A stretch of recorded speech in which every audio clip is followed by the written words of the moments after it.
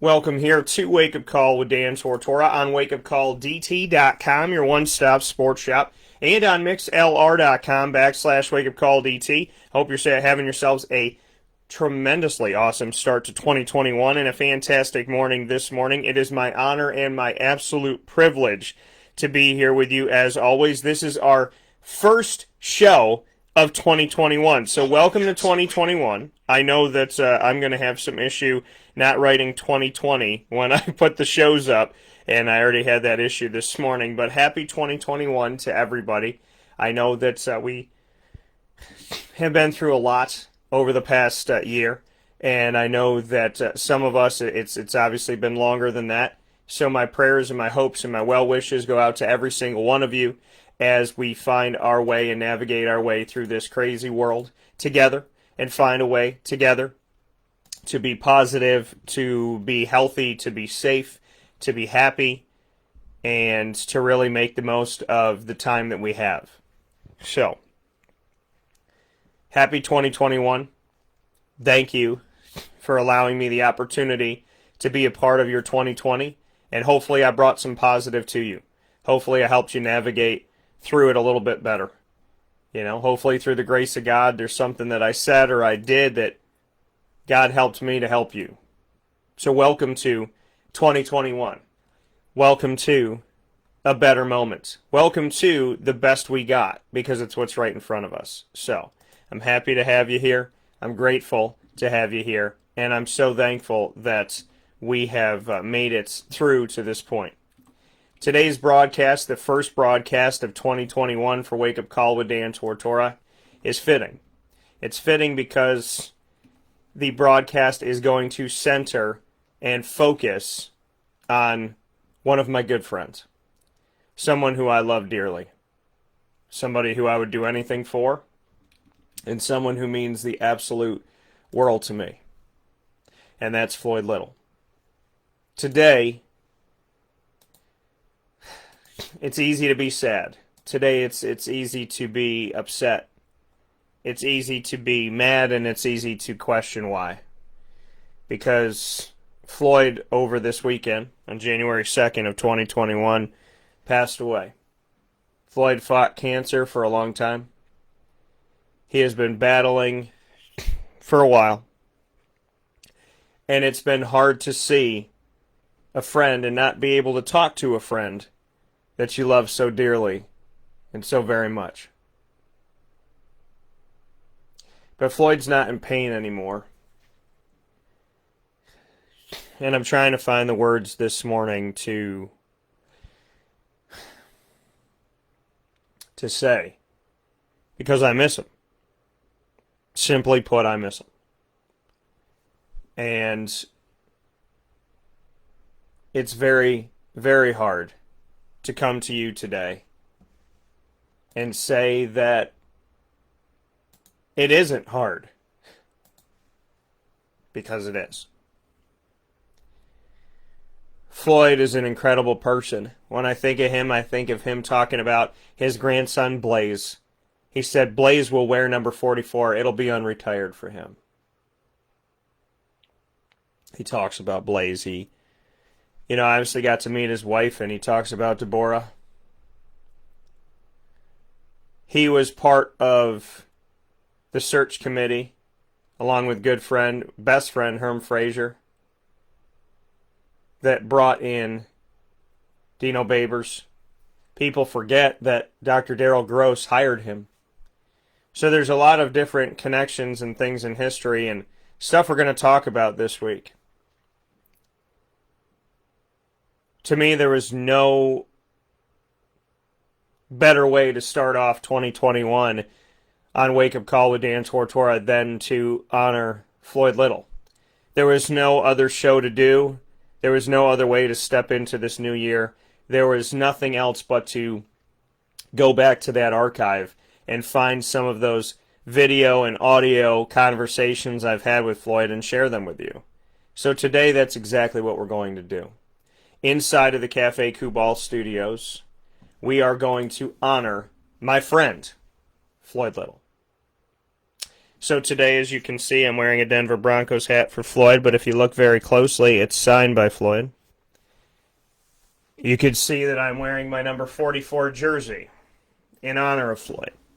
Syracuse and Denver.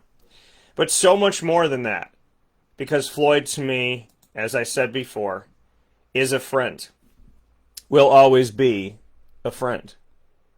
Yes, he's one of the greatest Syracuse running backs ever. Yes, his stories at Syracuse and at Denver are tremendous. Yes, they told me in Denver, Colorado that he's the face of the franchise, even more so than John Elway. Yes, he's a Hall of Famer, and you see him wearing that jacket. But to me, more than anything else, Floyd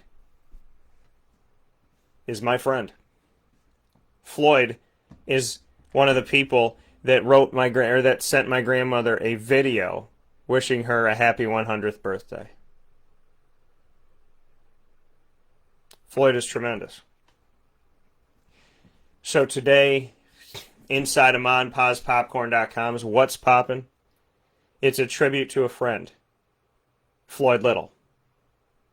So today I ask you to listen closely, just as I did. Listen to every word he says. We're going to talk about things that may have had to do with the moment, timely. But how God works, and I share this today. I know there's going to be things that he says that are going to make sense today, tomorrow, and every day forever.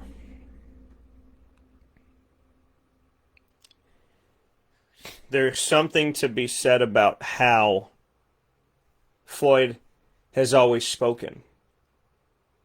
Because he'll give you the words.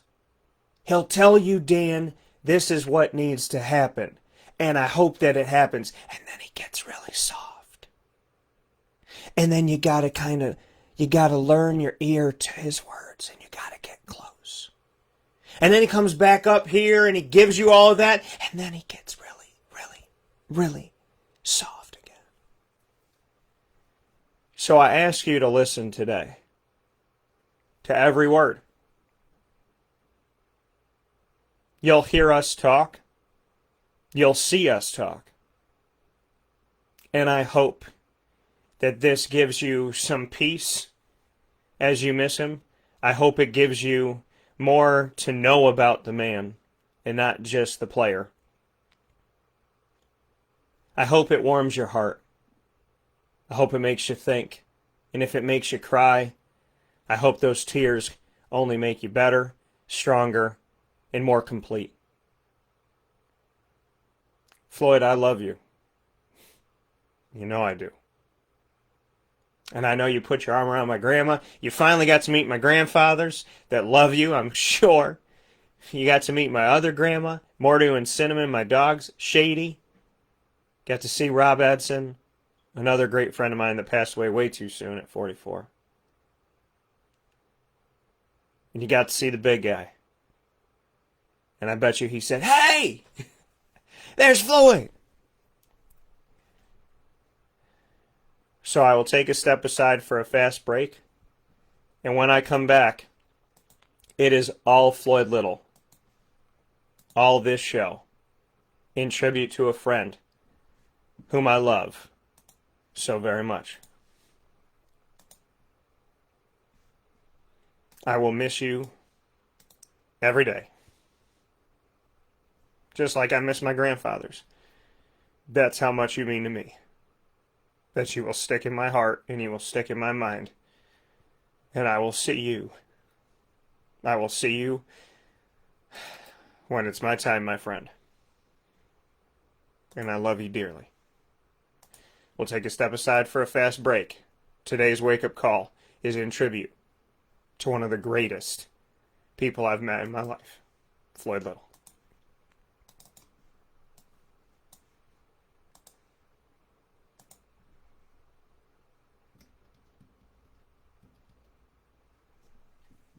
Carvel DeWitt, it's what happy tastes like. Do you know why? Because we make ice cream. Creamy, rich, flavorful ice cream. Not yogurt or iced milk like some of our competitors. Ice cream.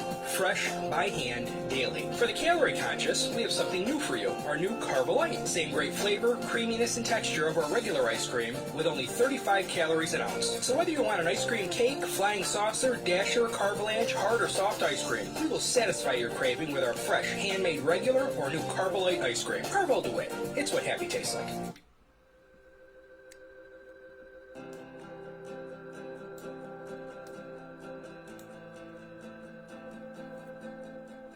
Cafe Cabal offers same-day local delivery of our products, offering no delivery charge for Onondaga County. Shop cafecabal.com for fresh roasted coffee beans, cold brew, travel mugs, and all your essential Cafe Cabal needs. Cafe Cabal, coffee for the soul.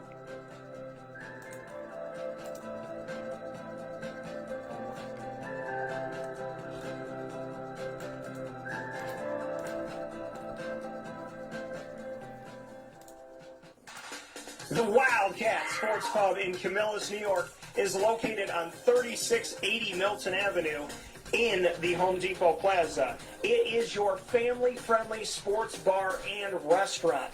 Folks, some sports bars aren't family-friendly. Some family-friendly restaurants are not sports bars. The Wildcat Sports Pub in Camillus, New York is proud to be both. It is that marriage that you've been looking for years. The Wildcat Sports Pub is your home base for your sports bar and restaurant needs, games for the kids, indoor and outdoor activities, and enough things on the menu to come back every single week and get to try something new. They're open Sundays from noon to 8 p.m., Monday through Wednesday, 11 a.m. to 11 p.m., and Thursday through Saturday from 11 a.m. to midnight. For reservations and party information, call 315-487-2222 for the Wildcat family-friendly sports pub and restaurant.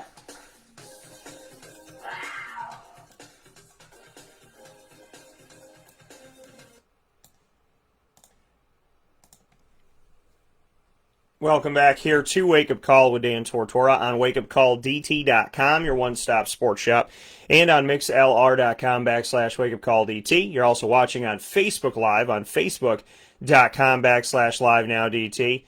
Cuse is absolutely in the house because to me, Floyd's sitting right here inside the Cafe Cabal studios. I thank you for being here. Cafe Cabal with 5 locations. 4 in Syracuse, 3501 James Street, 401 South Salina Street, 324 West Water Street, 208 North Townsend Street, and their newest location in Manlius on 343 Fayette Street. Inside of MonPazPopcorn.com is what's poppin'. Today is a tribute from start to finish of our first broadcast of 2021 inside our normally scheduled hours of 9 a.m. to 11 a.m. Eastern Time here on Wake Up Call with Dan Tortora. The first broadcast there of 2021 is a tribute to a friend, Mr. Floyd Little. The first that you will hear is my conversation with Floyd after the hiring of Dino Babers. This is the first of 3 special moments, video and audio-wise, that I am proud to bring you of Floyd Little.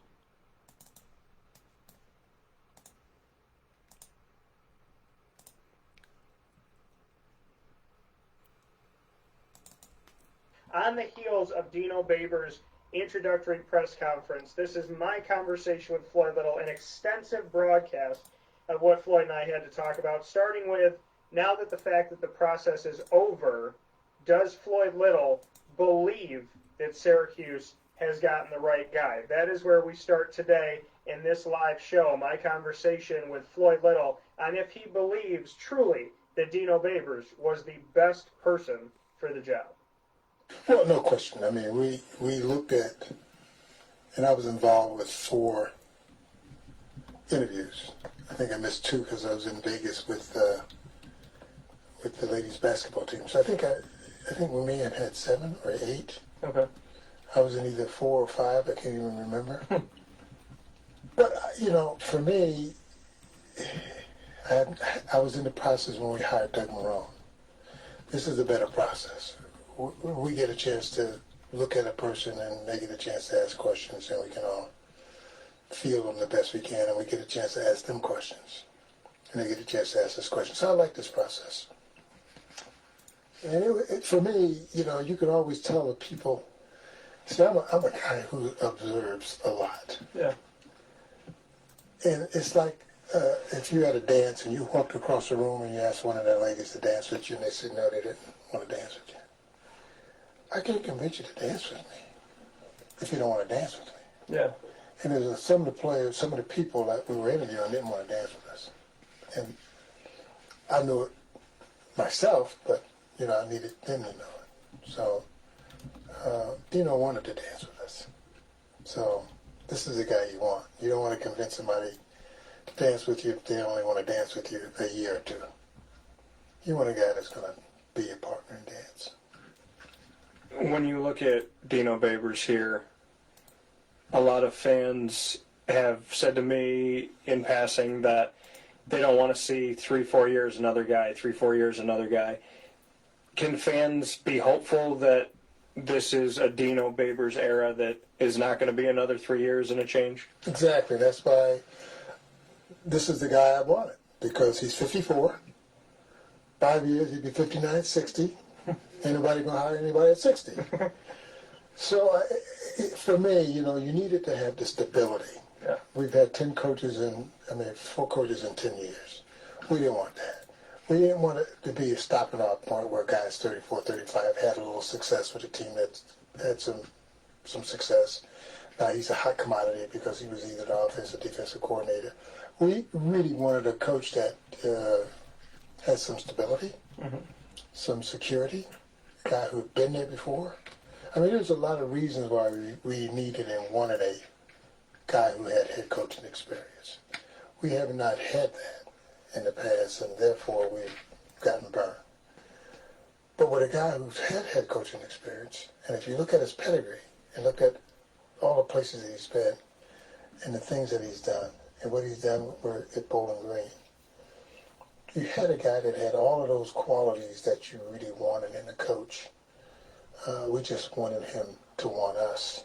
We wanted him. That's the one who would stand out. There were some other coaches we interviewed, I won't go into that had that, but they didn't want to dance with us. And you can tell. Yeah. If you've been in the room enough, you know who want to dance with you and who don't.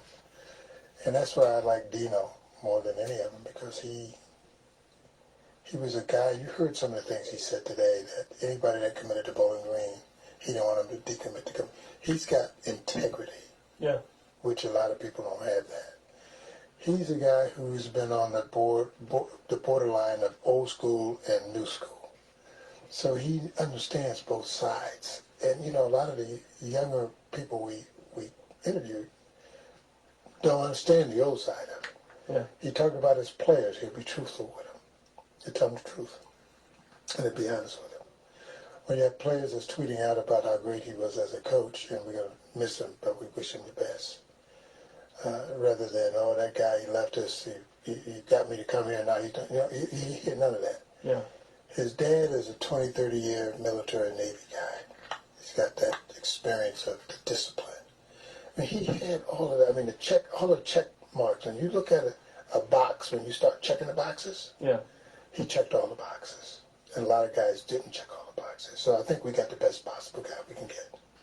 Not going in, I know you don't want to go into the people that were interviewed, but did you walk out of interviews saying, we don't want them, or was it they don't want us? Was it mutual? When you look back on some of those people that didn't check all the boxes, how did you leave some of those rooms?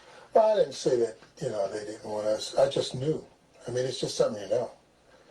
As a person that's been around as long as I have, and you know a lot of things, just your heart and your experience let you know about people's personalities by their demeanor, you know, how they behave, how they look at you, how they relaxed, or how they firm, how they trying to make an impression, or how they don't care what kind of impression they make. Yeah.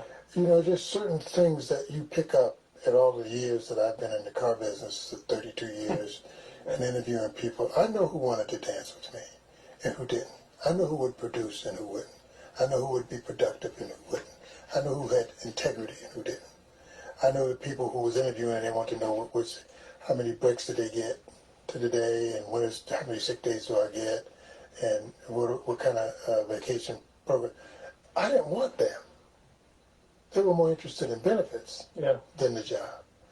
And when you've had enough experience with people like that, then you get to know. Well, Dino, he checked all the boxes, and some of the other guys didn't. What we're saying, I know you talked about some of it, but what was it about Dino specifically that when you're sitting in a room interviewing him, what were some things that stuck out to you that you just took a step back and said, wow, we have not seen a guy like this in the interview process so far? What were those lasting points that he gave you?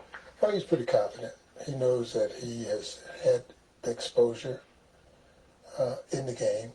He's got a great resume. I look at the 44 players he's touched and he put in the National Football League. And he just knows his stuff, if you will. He knows how to motivate and how to make things happen. Like I said, there's three kinds of people in the world. Those that make things happen, those that watch things happen, and those that don't know what happened. Yeah.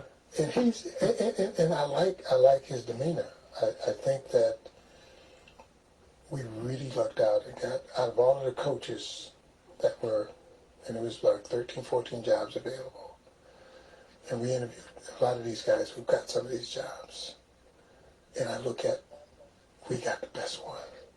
As quiet as it's kept, when you really look at the history and the pedigree and the resume, we were fortunate to get a Dino Babers. How, from the time of interview to him saying yes, what was the time period within that? Was it a quick, yeah, you know what, I want this job, we want him, he wants us? Bring me through kind of the process of first talking to Dino and then Dino saying yes. Well, he would never commit. I mean, like I said, he's got integrity, he's got loyalty. He says, I can't do anything until after my game. Mm-hmm. I'm not going to commit to you or anybody else. After the MAC championship? After the MAC championship. I owe this to my players. This is what makes you want a guy like that. When he can say to you, I don't want to have this conversation. I know there'll be opportunities available for me. But I am right now dedicated and obligated to my team. And when that's over, 30 seconds after that game, then we can have some conversation. He's got integrity. You don't find that in a lot of people. He's honest. He's respectful. He's trustworthy. Yeah. All of the qualities of they call a Hall of Famer. There's trustworthiness, respect, responsibility, fairness, caring, and citizenship. There's 6 basic qualities of a Hall of Famer, not just in sports, but in life. Yeah. And when you find a person with these qualities, they are Hall of Fame qualities in life. And Dino represents all of the basic ingredients that a Hall of Famer has. And he's a Hall of Fame coach, and will be. When he says to you, 30 seconds after the game, we can talk, we can go from there. Were you out there in Ohio with him? Did he come here? How did it all kind of go down that once he said, all right, Floyd, Mark, Herm, we can talk? How did that all come about? It didn't come about. We talked with his representative, Okay. for the most part. His representative is a very quality guy. He had conversations with Dino, and he says, when this game is over, we'll have a conversation. We can work out a deal. There you go. Knowing I like you guys. I've looked at what you are and who you are, and I think I can make a difference. But I can't tell you until after the game. He already had he did his due diligence. He knows who we are. Knew who I was and who went to school here. You know what our culture was and our legacy had been, and he wanted to be a part of it. He says, you guys have always had a great educational background. You always wanted to do great things for your student athletes. He said, I want to be a part of that. Being a guy who's an educator himself, master's degree, graduated from Hawaii. His kids are in school and has done well. This is the kind of guy you want. He's a community-oriented, family kind of guy that holds that in high esteem. So I liked him from the beginning. We saw eye to eye together because I knew he was from both sides, old school, new school. What parts of the old school and the new school does he bring? When you look at old school and you look at the new school, what are those elements that you think he bonds together? Integrity. You can, in my day, your word was your bond. I gave you my word, you could take that to the bank. Mm-hmm. I wouldn't commit to you today and decommit tomorrow. That's the difference. That's what he brings. He brings old school element of, I'll talk to you guys when the game's over, you got my word.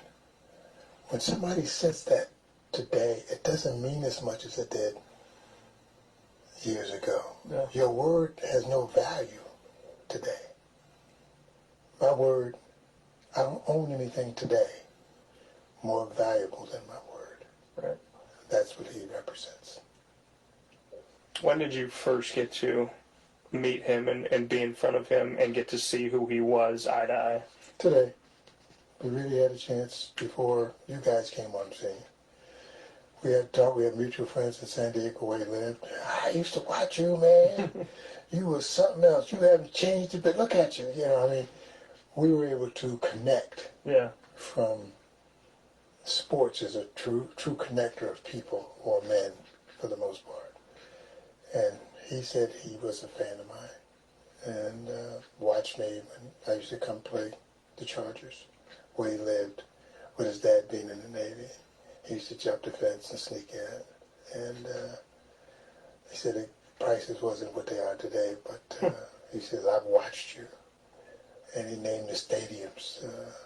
It wasn't Qualcomm then. It was, I forget the name of the stadium, but they've been changed. Name has changed 3 times. Yeah. So, but he's the guy that we had a nice visit. He was in a train.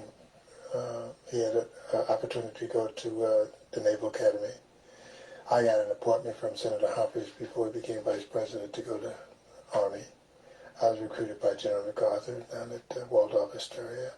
So we had, you know, and his dad said, he said, when he decided not to go to Navy, decided to go to Hawaii, he was sharing with me. He says, well, my dad said, I did a lot of things. I raised a lot of folk, but I never thought I'd raise a fool. I kind of laughed with it. We just laughed because his dad put him to go to the Naval Academy. Yeah. And just like everybody wanted me to go to West Point. And I decided after speaking with Ernie Davis that I'd come to Syracuse, which is, for me, is one of the best decisions I made. But, you know, having that relationship, that, you know, that understanding of, the two of us had appointments to military academies. He decided to go to Hawaii and captain the team 2 years. I decided to go to Syracuse, captain the team 2 years. Yeah. You know what I'm saying? Yeah. And so we have some things in common, and we were able to, you know, rely on those things that we've had.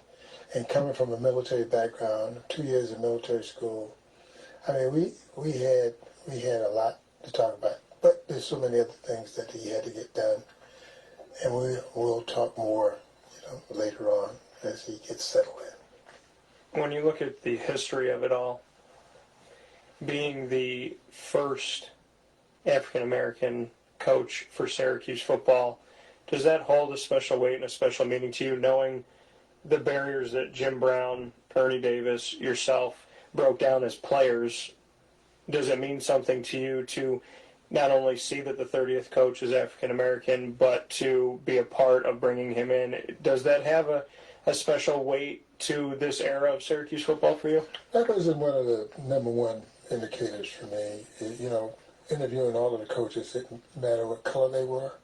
He just happens to be African-American, and I thought being the first one, the 30th in our school's history, that, how great is that I'm here, and but that wasn't one of the factors. I wasn't trying to please anybody, but putting together the right coach for our program for now. He could have been pink, as far as I was concerned, that, just saying because of he's being an African American, we should give him consideration. No, his resume speaks for himself. You won't find a better coach for Syracuse University than Coach Babers. I liked him. I liked his personality. I think his record speaks for itself. But it's nice to think that since the 1800s, Syracuse have had 29 coaches in the past, and now we finally get an African American coach while I'm here and was on the committee. But I stood back and I let everybody else have their dialogue, and I would add my 2 cents. All I would talk about is how fast can you get us where we need to be, and what do you need from us. And I think we got the best possible coach that wanted to dance with us. Now you got to remember, there's coaches that don't want to dance with you. They just want to test drive the car. I've had in the car business. I had a lot of people want to test drive a Lincoln. Yeah. But they never bought it. They just want to see what it felt like, what it rode like, and just to say that I drove a Lincoln. Yeah. But they didn't want to buy it. Here's a guy that wanted to be a part of us. And he says, you got great history, you got great tradition, you guys had great reputation, you're scrappy, you guys got great educational opportunities for our young student athletes. What could be better? What could be better, Dan? And that's what makes him, I think, this is just me, I'm not speaking for Herm or the Chancellor, who, in fact, the Chancellor was in every meeting. These are the people I said, this is the right guy for us. I didn't have to say anything. All I had to do is say, yay or nay, or, I had just had one vote. So the majority of the people in the room felt that this guy was the best choice for us. I didn't have to say anything. Before I let you go, another part of history, doing some research, I believe that this is the first time since 1937 that Syracuse has hired a current head coach to be the next head coach. I believe it's 78 years. Ben Schwartzwalder was, I believe, had not been the head coach. I think he was in the military. Don McPherson was in the NFL as an assistant. Obviously, the more recent coaches, but I believe it's been something like 78 years since a head coach became a head coach. Well, don't you think it's a great hire? We finally got a head coach after 78 years who had the experience. Who had sat in the seat, who's been battle tested. This is what we needed right now. There's a lot of people out there that say, well, this would be a better fit, better that. We thought that we wanted a guy that would be here, loyal, long term, not 2 years and gone. A guy who had been battle tested. Yeah. A guy who had been a head coach. Yeah. A guy that had a philosophy. We wasn't hiring a defensive coordinator. We wasn't hiring an offensive coordinator. We were hiring a coach that understood both sides of the ball and that has some skill levels, that had played at the highest level that you can play at, and had coached at the highest level that you can coach, and had coached a couple of potential Heisman. I knew he had coached RG3. So here's a guy who was a part of a program that was no program to one in the top 10, Baylor. So he's been through that with Broyles. He's been through rebuilding. I don't know that we need to rebuild. We just have to retune, because I think we have players that can play. We just don't have enough of them. So we're not. He's coming with a bunch of freshmen and sophomores. So he don't have a bare cupboard, but he has to do some retweaking and some retooling and get the right system in where the players that we got can take advantage of his system that he has, and he can add to it. And I like the fact that he says we got to get players from our own backyard. Got to reach out to New York State, New Jersey, Pennsylvania, Ohio, and we'll get a few players here out of Illinois, a few players here out of Texas, a few players here out of Florida. He's got the right idea, and I think he's right, because when I look at rosters from other schools down in Florida and other places, they got New York players, New Jersey players, Pittsburgh players. Yeah. Well, what about us? Why didn't they want to come here? Well, I think he has the personality, and hopefully the coaching staff, they can reach out to some of these players. He's got the charismatic or the chemistry that he can talk to a parent and let his parent know that they're going to get every opportunity to succeed in his program and get an education. He believes in student athlete. He said that more than once. You're a student athlete, and that's my thing. You're a student athlete. You're not an athlete. You're a student athlete. So, and the same, Coyle feels the same way. They're athletes. I mean, they're students. They're not student athletes. They're students. Let's give them the best experience that we can give them while they're here at Syracuse University. And that's what we want to do. That's what he wants to do. I think that's what his philosophy is. The more I listen to him, the more I look at him, I hear him. And when he said to close your eyes and you're going to see a high-powered, and I saw his team on Friday night, Bowling Green, and I'm like, wow. And we had some success with a little bit of that offense with Hackett. We were running 90 plays a game, and and it was exciting, and we went to 2 bowl games as a result of it. So I think we can get back to that. I think we can recruit based on that. I think the success he's had as a coach can help attract more players. I think the fact that he is in the ACC and he says we should be able to compete at that level, and I thought we had a chance to do it this year, but unfortunately we fell short. But I thought we hung in there with the plays that we had, and they're all 80% of them that was making plays for us are sophomores and freshmen. So you can build, you can take these guys, and you can coach them up, if you will, to where they compete at that level, and they will be able to have the confidence to finish. The only thing I've said in all the interviews is they just have to learn how to finish. When they learn how to finish, if they protect the ball and make no mistakes, or few mistakes, and have fun. I mean, these are things that are just you should have in college. And if you're not having any fun because you're losing, and you're not protecting the ball because you don't believe in what you're doing, or I don't know why you would drop a ball. It just doesn't make any sense. So we have a little culture to change a little bit. Get back in the winning ways that we know we can. And I think you'll find a very different team. The only concern I have is the fans. I don't know what kind of fans that we've had, that they don't come out, and I hope that they will.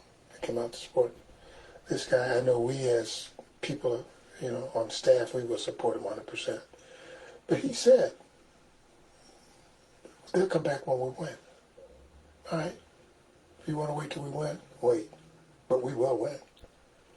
And then you'll come back. And everything will be great. But if you don't want to come back yet, that's okay. But we will win. Then we'll see you. I like that. I like that quiet confidence. I walked in the locker room of the Green Bay Packers playing the Denver Broncos in the Super Bowl. And all of the players were saying to me, be quiet. Don't say anything. Because we were 3 touchdown underdog. He said, we got this. And all Shanahan said in the locker was, hey guys, we're not picked to win this game. Let's go out and show them what kind of team we got. That's all he said. Let's just go out and show them what kind of team we got. We're not going to beat them. That's the kind of guy he is. Let's go show him what kind of team we got. And he's going to do well. That coming once again from Floyd Little in my conversation with him following the decision to hire Dino Babers to Syracuse. And now here we are with Dino stepping into his 6th season for this 2021-2022 season. And Floyd was in that room with Herm Frazier, former AD Mark Coyle, and Chancellor Kent Syverud. All of those words that Floyd said are pertinent to today. His expectations, his hopes, what he believes is true about Dino Babers, who he thinks Dino Babers is, and what Dino Babers can be. And the whole background of what he saw. And what really sticks out to you is he always has these phrases, these catchphrases. And the one that you heard over and over in this conversation with Floyd Little, and a tribute to my friend, is that he said, when you're in the room and you ask a girl to dance, you know who wants to dance with you and you know who doesn't. I can tell who wants to dance with me and who doesn't. And Dino wanted to dance with us. He said there were other people in that room that had what it took, what they were looking for, right? Put it to his analogy, there's women in the room that have what I'm looking for. There's women in the room, men in the room for you, whoever it may be. There's someone in the room that has what you're looking for, right? In my case, my example, it could be 4 or 5 women that have what I'm looking for. The beauty that I'm looking for. The inside beauty that I'm looking for. The personality that I'm looking for. But they may not all want to dance with me. Find the one that wants to dance with you. Incredible words in professional and personal life that Floyd shares here today that ring true. Find the one that wants to dance with you. Some of them may have what you're looking for, but not everybody wants to dance with you. Incredible words.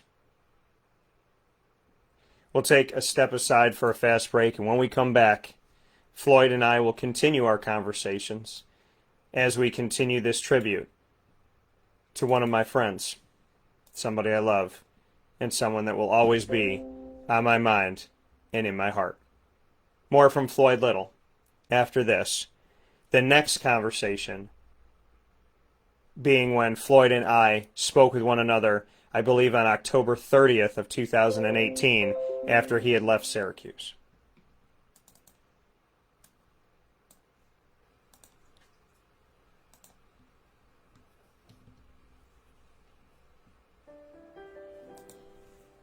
Avicoli's Restaurant, located right at the corner of Route 57 and Wetzel Road, is proud to be your local neighbor, growing with you for over 20 years. We're open 7 days a week for lunch, dinner, and drinks. For takeout, delivery, or catering, call us at 315-622-5100. When you order online and use our promo code AVS10, you will save 10% on your online purchase at myavicolis.com. And make sure to join us monthly for our live on-site broadcasts centered around Liverpool athletics. Avicoli's, your local, trusted neighbor right at the corner of Route 57 and Wetzel Road.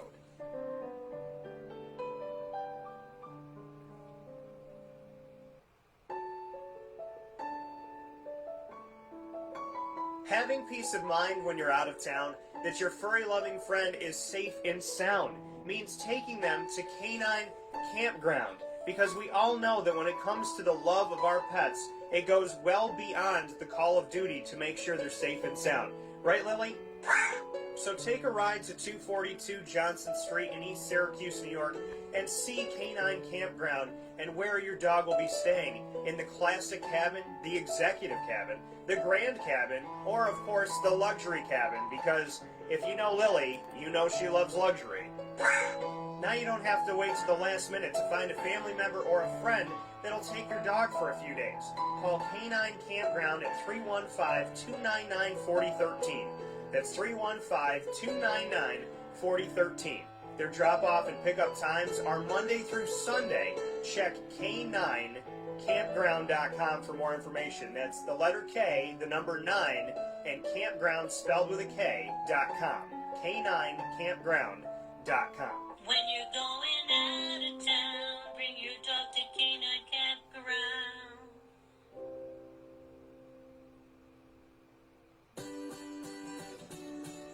Trapper's Pizza Pub, located on 5950 Butternut Drive in East Syracuse. Right off of Bridge Street is your local community supporter right around the corner. Join us on site at Trapper's Pizza Pub for our live monthly broadcast supporting Central New York student athletes and their sports programs. Call 315-438-4444 for more information. And find us on Facebook and Instagram at Trappers Pizza Pub. Trappers Pizza Pub, your local community supporter, right around the corner.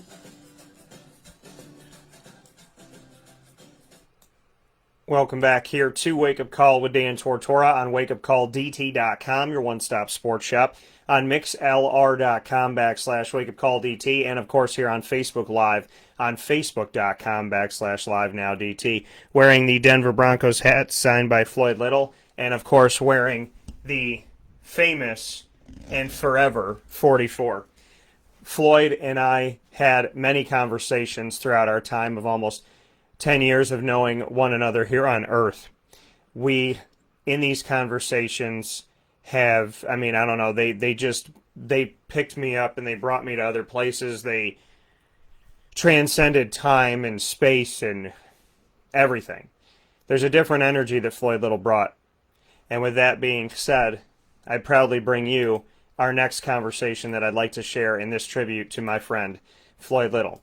The next piece of our conversation comes when we spoke with one another after he left Syracuse, after being in that special position where he essentially got to mentor players, not just on the football team, and he was there as a resource in so many different ways.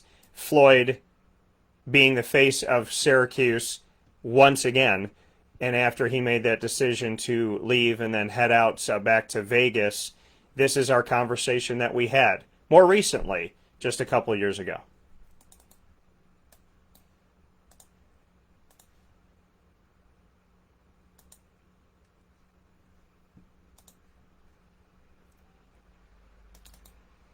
Welcome back here to Wake Up Call with Dan Tortora on WakeUpCallDT.com, your one-stop sports shop, and on MixLR.com/WakeUpCallDT. Very happy to be here with you every Monday through Friday from 9 a.m. to 11 a.m. Eastern Time, doing what I love, living my dreams, and not letting anybody stand in my way. Syracuse is doing the same thing right now. The team is 6-2. They have not been blown out or embarrassed by anybody. Hung with Clemson in Death Valley, where Clemson hasn't lost since 2016. And they also hung with Pittsburgh, longtime rival, on the road into overtime. They took those two losses and found a way to get back to 2 wins here in the second part of the season, the second season, so to speak, of 2018. They're 6-2. They're bowl eligible. They're ranked in the top 25 in both polls for the first time in 17 years.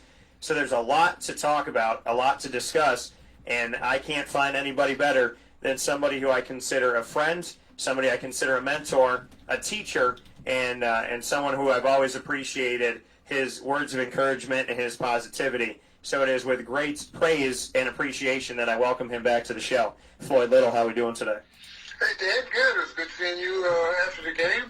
It's always a pleasure to come back. Dino is a personal friend, and to get a chance to give his family a hug, his daughters and his wife, Susan, and I just enjoy being a part of Syracuse's family. I'm just in my world. I'm around my friends at Syracuse.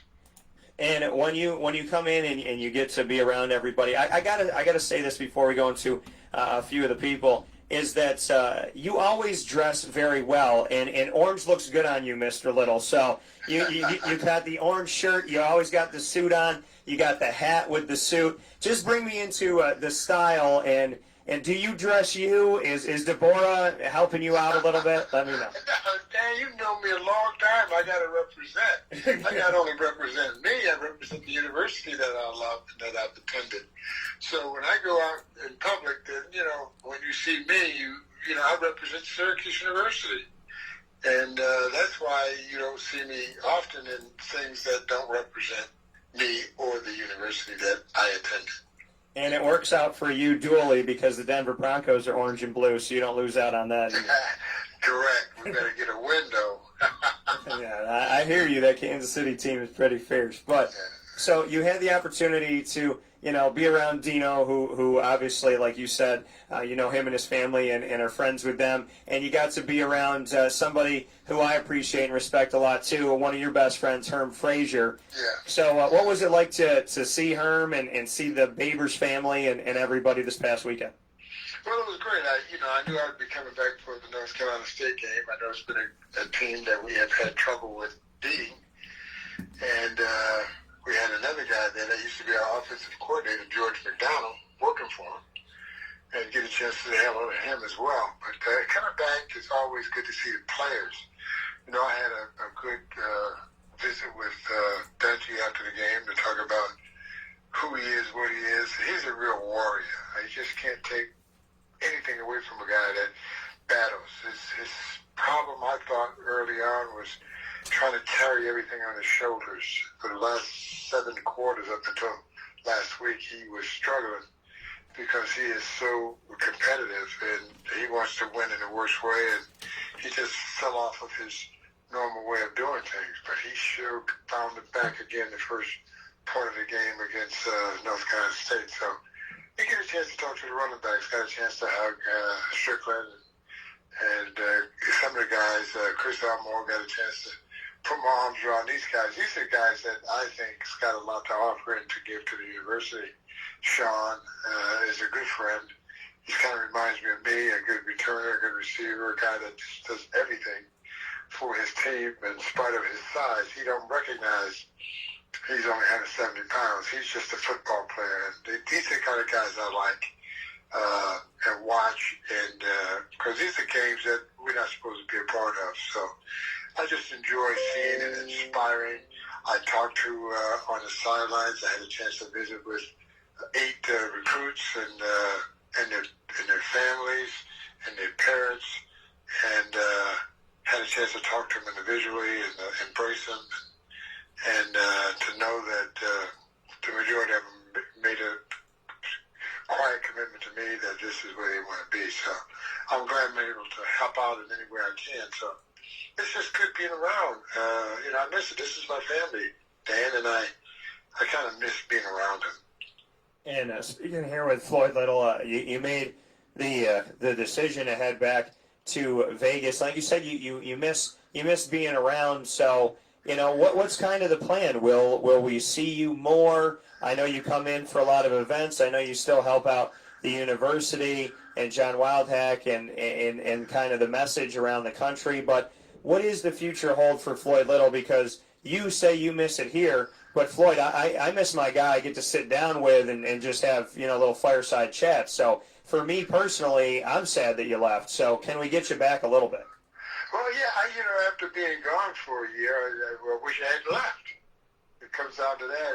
I celebrated my best friend's birthday yesterday, her and Frazier, till 11 o'clock at night. The restaurant was closed and we're still in it. And just having seen him and being around him and having the opportunity to celebrate his birthday yesterday, not only at the field house, but also I took him and his wife to dinner.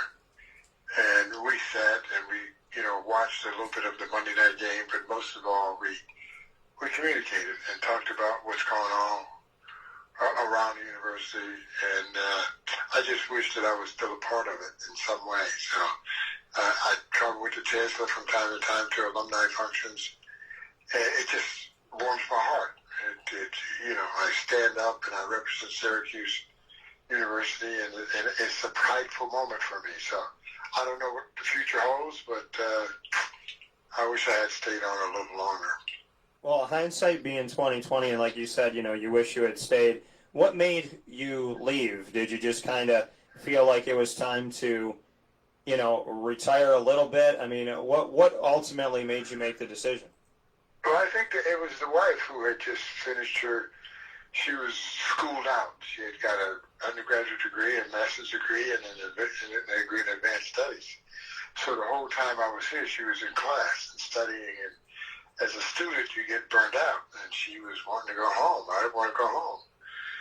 So a lot of the reasons why I left was because she was ready to leave. And, she's from here, parents live here. But she, as a student, she had, leaving school and coming back 20 years later is very, very hard. She's sitting in classrooms with 18, 19-year-olds who has a hell of a lot more knowledge than she has about what she's trying to do. And she had to work twice as hard, and I understand that because I had to work twice as hard. But she was she's had it. She had bought her home in Vegas, and I want to go home. So I accommodated her and said, okay, I'll go back to Vegas with you. And it wasn't a month before we thought, well, maybe we should have thought about this a little longer.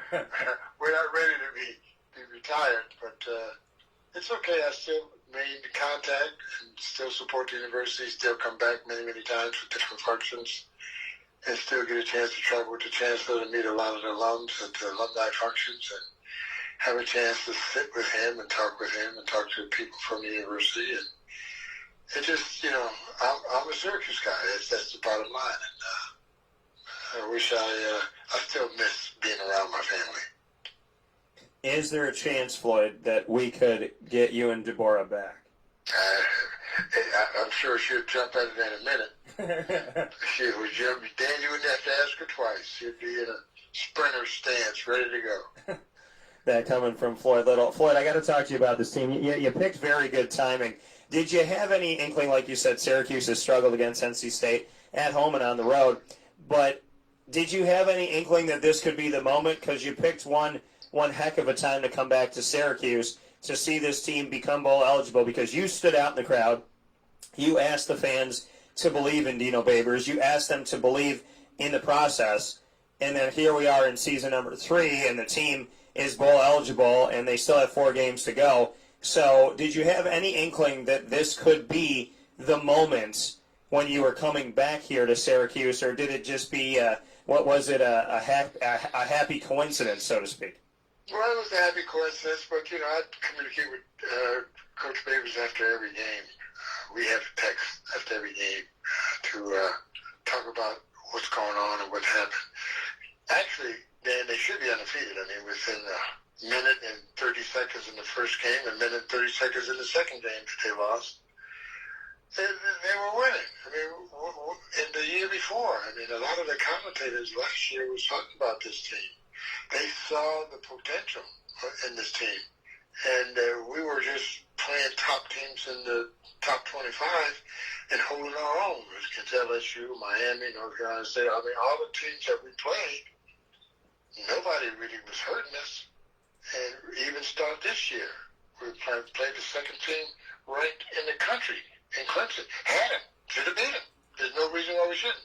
Our worst game all year, or all last 2 years, was against Pittsburgh. When we went in overtime, should have beat them. But we came back against North Carolina and North Carolina State, did what we had to do. This team is finding its way. We had a problem with finishing. I think now they've finally found a way. Not only that, we got 2 excellent quarterbacks. Either one of them could play. So you got a guy like Tommy DeVito that's a redshirt freshman that's got all the skills that you would want in a quarterback. And you got a real talented warrior in Eric Dungy, who has been carrying this team on his shoulders. Now he don't have to carry the team as much as he had in the past. So when you got that going, you got a great defensive line that we haven't had in forever. Offensive linemen keeping them at whole. Dungy's only been sacked a couple of times, and that's when he's lost his rhythm a little bit. But we're moving in the right direction. We're kind of getting rid of some of the mistakes that we made. It was a mistake when we tried to block the punt. We had him where we wanted to. That could have been disastrous for us. But once all of those things get ironed out, this team is going to be a team that other teams have to deal with. We got 4 more games to go. We should beat this team that we're playing this weekend. We've had problems with them last year. We played them in the rain and lost. But this is a team we should beat. Louisville has not really been playing well this year at all. I see the last time we played Notre Dame down in New York, we had them right where we wanted them and let them get away. We're a better team now than we were when we played them down there. And Boston College, I think, is the biggest challenge in the last games that we have to play. We should beat Wake Forest this week. We should beat Louisville the week after. We should beat Notre Dame. I think we're going to have a little problems, as we always had in the last game of the year with Boston College. They got a dynamite runner. We stop him, we win that one. So you got a team that at minimum should be 8-4, 8-2. at the end of this go-round. So I think, you got a team that should win 8 games this year. I mean, the worst case scenario is 8-4. And I think we'll be all right. And coming from Floyd Little, Syracuse, a living legend and NFL living legend as well. Floyd, the team is ranked in the top 25 in both polls for the first time in 17 years. The last time it happened was back in 2001. Now they're ranked at 22 in the AP and 24 in the coaches poll. This is something that was brought up in conversation. I brought up on the show the last couple of weeks. Should they have been ranked earlier? And it finally happens for them. They finally get into the rankings. What does that mean to you to know, here's Dino Babers in year 3. The team is 6-2. They're bowl eligible. They haven't been shut out or embarrassed in any game. They, I agree with you, very well could be 8-0. They have hung in Death Valley. They've hung on the road against Pittsburgh, which is always difficult for them. They're ranked in both polls. They are in the top 3 in the Atlantic Division of the ACC, and still arguably, mathematically, could win that division or at least show up second. So when you look at all of those things and the defense getting better, what does it say to you? Because it's not like we're talking about one really good Syracuse moment or nugget. We're talking about 7, 8, 9 of them at this point. No, exactly right, Dan. I just think and look at this team and as it continues to grow and build and get more confident. The greatest thing is you got another quarterback standing in the wings, waiting to step in and do some things. I really enjoyed when he got in there and moved the ball right down the field. He wasn't nervous about what he was doing. Tommy DeVito got in there and he showed the people that he's capable and he's ready to step in anytime we need him. We need that. We need that. We need the receivers to continue to catch the ball. I just think that defensively, the pressure that they've been putting on quarterbacks and the sacks that they've had, it's been something that I have not seen in the Syracuse defense in the last 7 or 8 years. So, and we continue to grow. I talked with 8 recruits on the sideline, and their parents, as I walked up and down, they were there, had a chance to visit with them individually, and I would be very, very surprised if all of them didn't sign up yesterday. So, we're getting the kind of quality player we need, 3, 4, 5 stars. And if we continue to do that, and we continue to win, and we continue to show out, and we continue to be competitive like we have been, we continue to throw the ball and move the ball up and down the field like we have, continue to put that many points on the board against great teams, you're going to have receivers and tight ends and running backs wanting to be a part of that. And it's a growth spurt that we're starting to have, and the people and the quality of people we're getting. Some of the red shirts that I've talked to, is that Dual Adams kid, the running back, is the kind of running back, not taking anything from O'Neal or Dante Strickland, but he's the kind of running back that can really help put the pressure on the defense a lot more than that's being done today. So I just look at what's coming, and what's coming is quite nice. That coming from Floyd Little. Floyd, before I let you go, you were part of the task force of finding a new head coach for Syracuse while you were at Syracuse University. You and Herm Frazier going as part of this group to find the right piece, the right fit.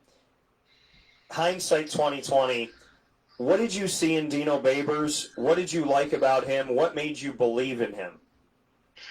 Well, he was a coach that has done so many great things. Herm knew him when he was in Arizona. I watched him when he was at Bowling Green, and the players that he had at Bowling Green wasn't the quality players that we had here. I watched him win a conference championship. Watched him go to Detroit and win a conference championship after 2 years coming out of Baylor. I just said that we need a guy that can communicate. I had one of my friends call me and says I've never seen a coach on the sideline have the control of his emotions as much as Dino. He said this guy, after the kid ran into the punter and came over to the sideline, Dino was not hollering and screaming and grabbing by the face mask. He's the kind of coach that's got his emotions under control. And I've never seen that in a coach. Somebody who's made a mistake like that. So he's the kind want to be. And I'm telling you, Dan, if I were a coach, that would be me. I would be a Dino Babers. I have that much respect for how he handles his players. It's not just coaching them, but consulting with them and teaching them. He's not only a coach, he's a teacher. And the things that he's showing and teaching these young men are the things that I would love to have had the opportunity to do if I were a coach.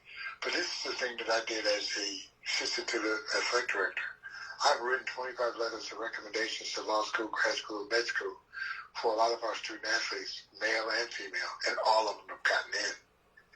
And just mentoring these young minds and young kids, or young adults, I should say, they're not kids, it's been a blessing for me. And all I'm seeing is an extension of that through Coach Babers. I sit with him, I talk with him, we laugh, we talk. He always comes from around his desk and sit on the couch with me. And we have a lot in common, the two of us. He's a military background, so am I. And he has a saber that somebody gave him. I have a saber that somebody gave me. He has the players that he's gotten in the pros on his wall, all the names of all the players that he's had an influence in their life. It's just these kinds of little things that people don't know. Pardon me. And that I see, and I know as a guy that's been around the sport for 50 years plus, I see the kind of coach I would like to be coached by. I see the success that he's had.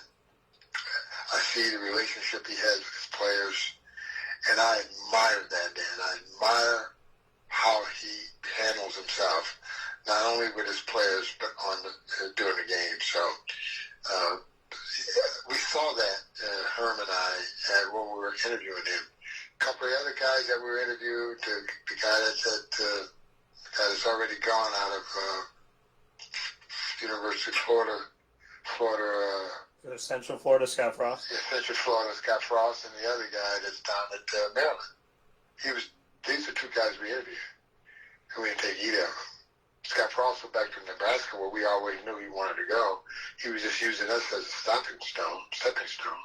But he wanted to be in Nebraska, and he has been struggling. I think he's won his last two games, but he's lost his first three. So he was one of the coaches that we looked at. But when we talked to Dino, it was just a different feel, a different feeling in the room, a different level of confidence. Not only his record spoke for itself, but having a chance to be a part of him and he be a part of us, we were happy that we made that choice.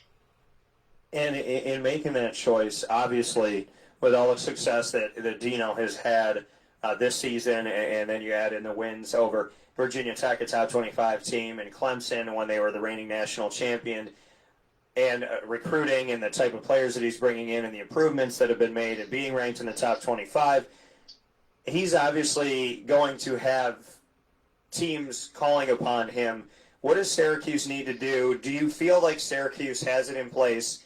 And you and I spoke about when Mark Coyle was at Syracuse that it was a 6-year plan with Dino Babers. I don't know if that adjusted or changed with John Wildhack, but what can you say about, moving forward? Because obviously Dino is going to catch the eyes of other programs, and I would think Syracuse would be best served to keep him home. So how do you make this happen, and how much do you know about, if anything changed when Mark Coyle had left?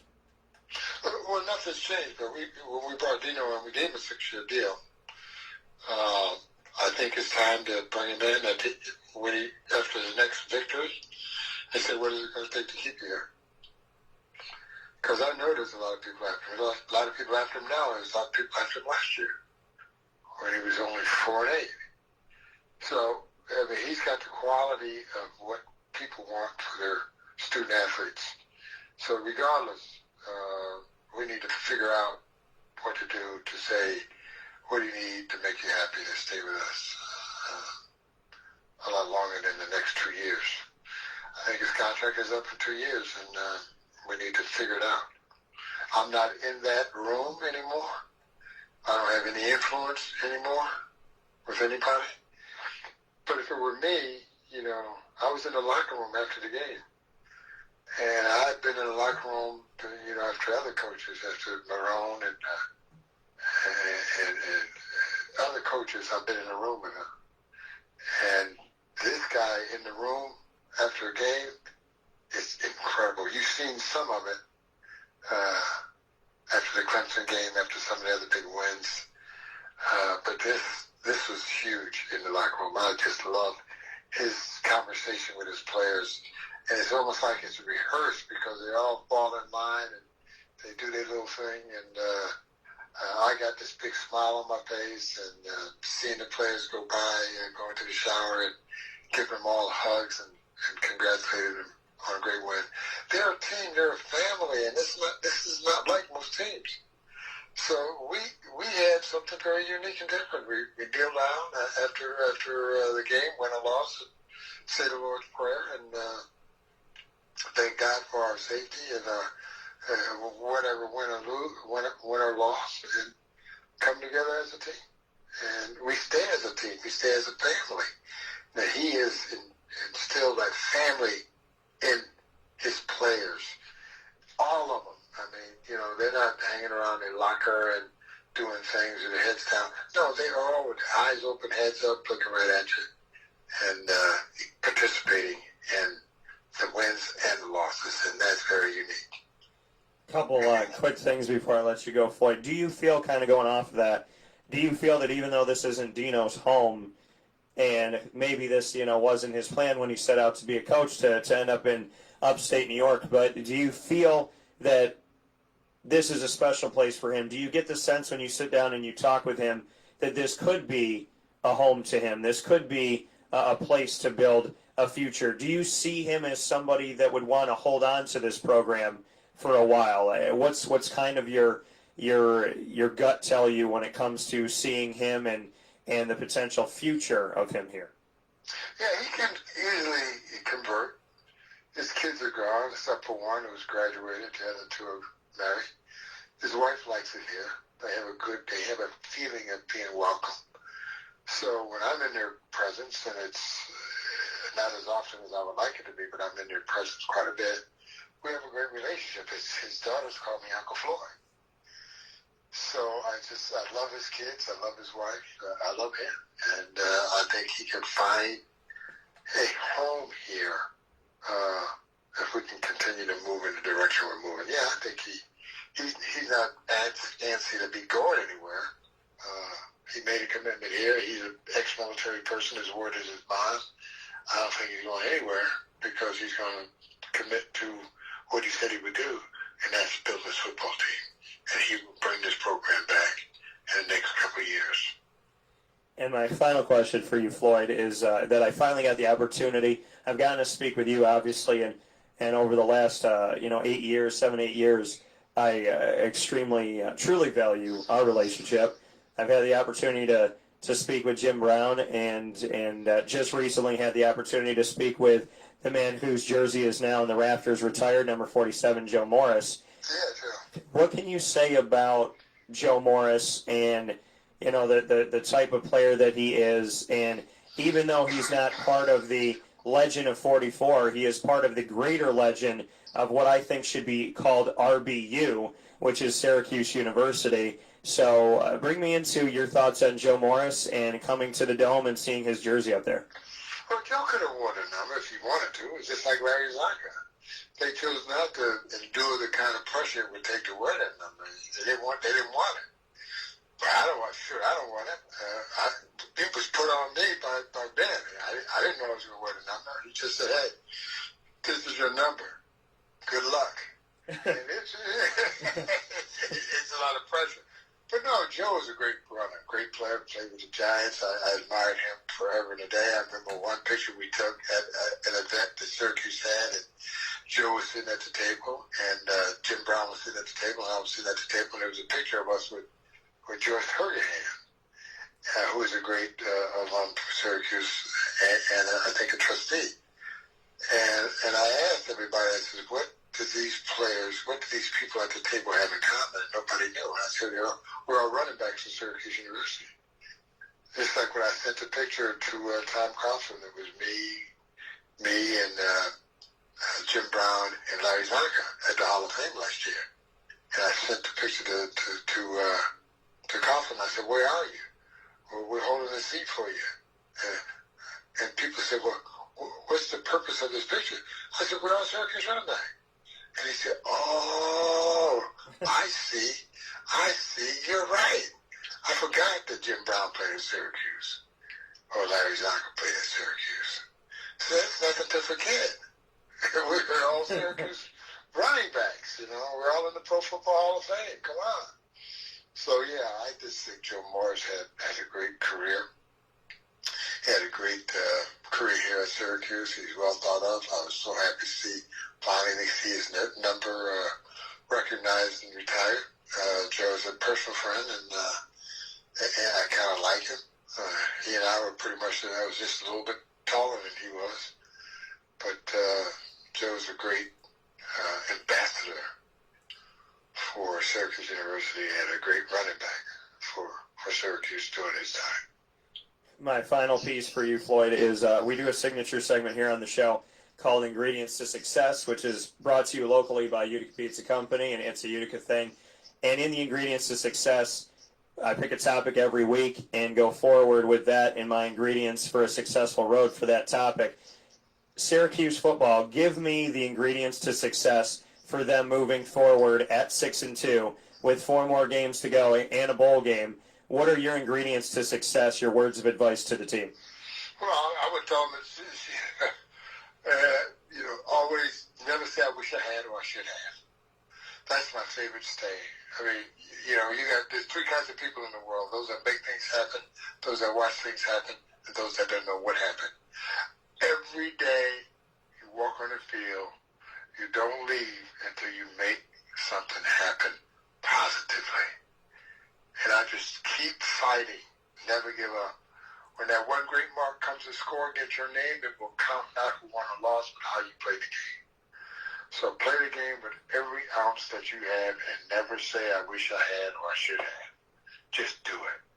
Just do it. And if they take that attitude in every game, and they look in each other's eyes and say, I'm going to give you all I got today, I won't let you down. That's the formula for success in any team. And that's what needs to be said. We got this. That's the greatest words I've ever heard from one of my teammates. I got this. I look at their offensive linemen, and they call a play that's assigned to me to carry, and when those guards look up at me and say, I got this. Man, that's the greatest thing that could ever happen for a running back, is when your offensive line tell you, I got this. Don't worry. He won't be there when you get there. That's a commitment. That's a commitment. So I think these are the kinds of things that Dino does with his team. He huddles them up, he looks at them, and he tells them, don't worry about it. You got this. You got this. And this is what's going to happen the rest of the season. They've found a way now to get to the next level. They've been talking about it. They've had the ability. They had some of the talent there. Now they got to put it all in use. When they start using the double tight end with Custis and Ravion Pierce, it's going to wreak havoc for a lot of the defenses. 2 big, strong tight ends with the ability to catch the ball. It's going to be hard to stop. And as they grow and learn and get better and better every week, as they prepare for the next game and the next game and the next game, I'm telling you now, they're going to surprise Notre Dame. They're going to surprise them. I know it's game by game. It's Wake Forest first. And that's the philosophy you should have. But when they get in New York and Notre Dame comes in with all their fans, and they got more fans than we got, and we live in New York, and that's unfortunate. But I'm grateful for the fans that came out. That's how this should be. When I look at TV games across the country, the fans are full. I mean, the stands are full. I look at the Syracuse games, the stands are not as full. Now we're 6-2. Let's come out and support the team. We need that 13th man, that 12th man. We need that 12th man. Let's come out and say to our team, we got this. that coming from Floyd Little. We got this. Floyd Little, Syracuse legend and NFL legend and a great friend. Floyd, it's always good to see you. And as you know, whenever you get 5 minutes to step away, you call me and I'll be there, and that is a promise. All right, Dan. Thanks so much. All right, take care. Have a great day. You bet.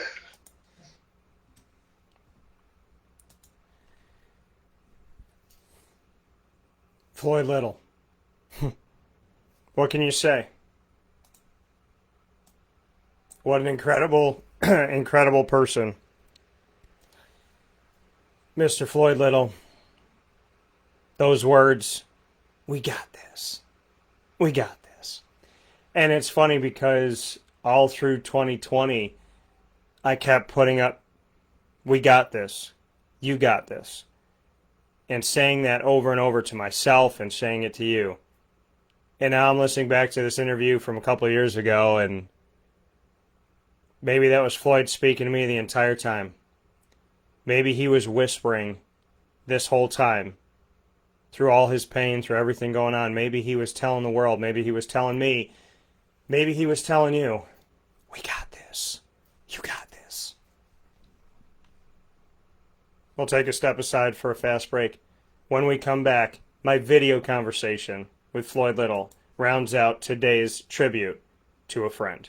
Here inside of the Cafe Kubal studios, this is Wake Up Call with Dan Tortora as we honor the great, amazing, incredible, and everlasting Floyd Little.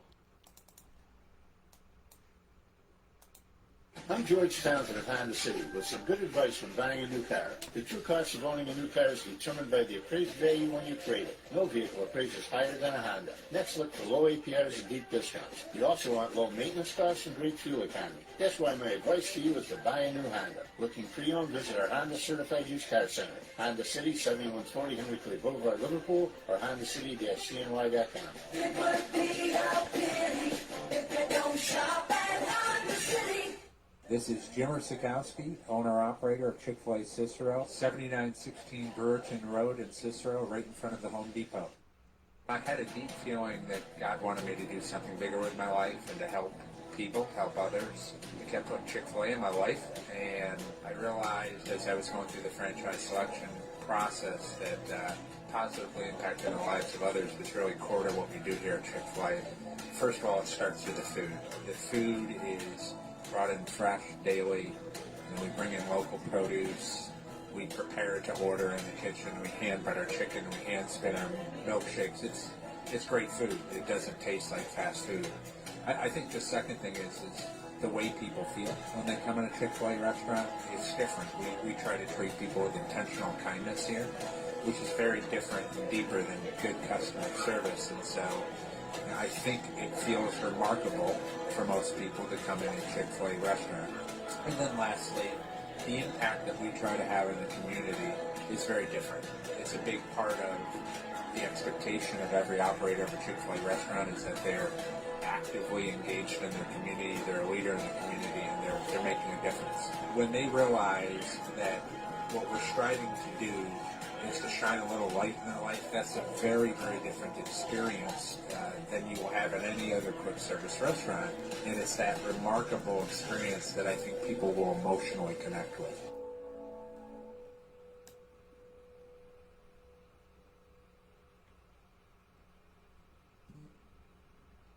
That coming here on Wake Up Call with Dan Tortora from our great partners in these fast breaks that we take and the opportunity to support our community. And when you see international names like Chick-fil-A and Honda as well as Carvel, please know that if you haven't been to Carvel DeWitt or Honda City of Liverpool or Chick-fil-A Cicero, I implore you to go there.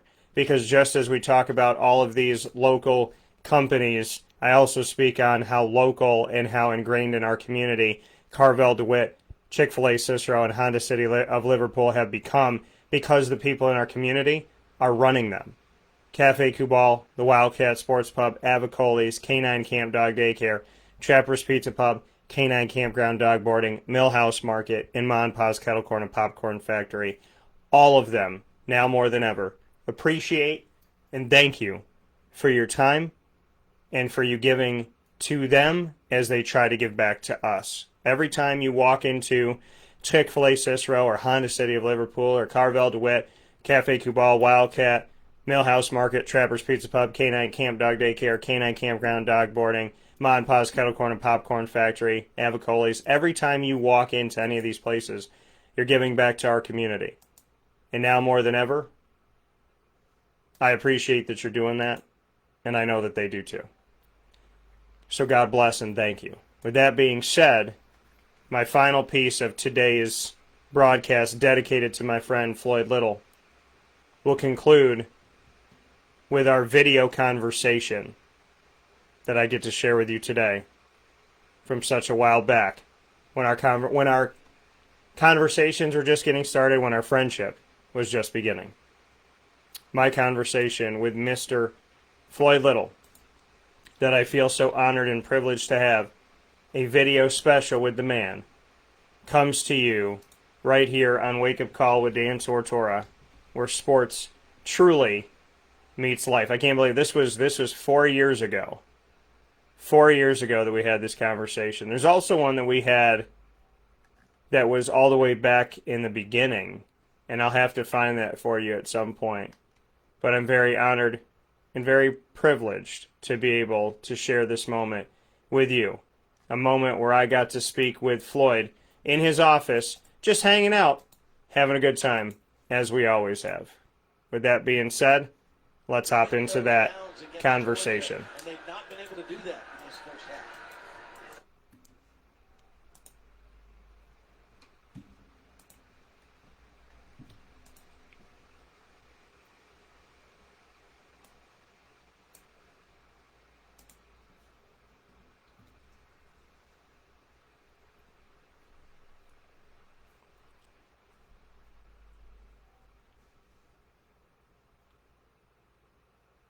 This is Dan Tortora, Wake Up Call with Dan Tortora, here with the great, the living legend, Mr. Floyd Little. So, College Football Hall of Fame, Pro Football Hall of Fame, your city has honored you, hometown has honored you, you are becoming an honorary doctorate now, so many beautiful things here for Floyd Little, and I feel like every time we talk, even if it's from today to tomorrow, there's something else going on. So, first and foremost, congratulations, sir. Thank you, Dan. I appreciate that.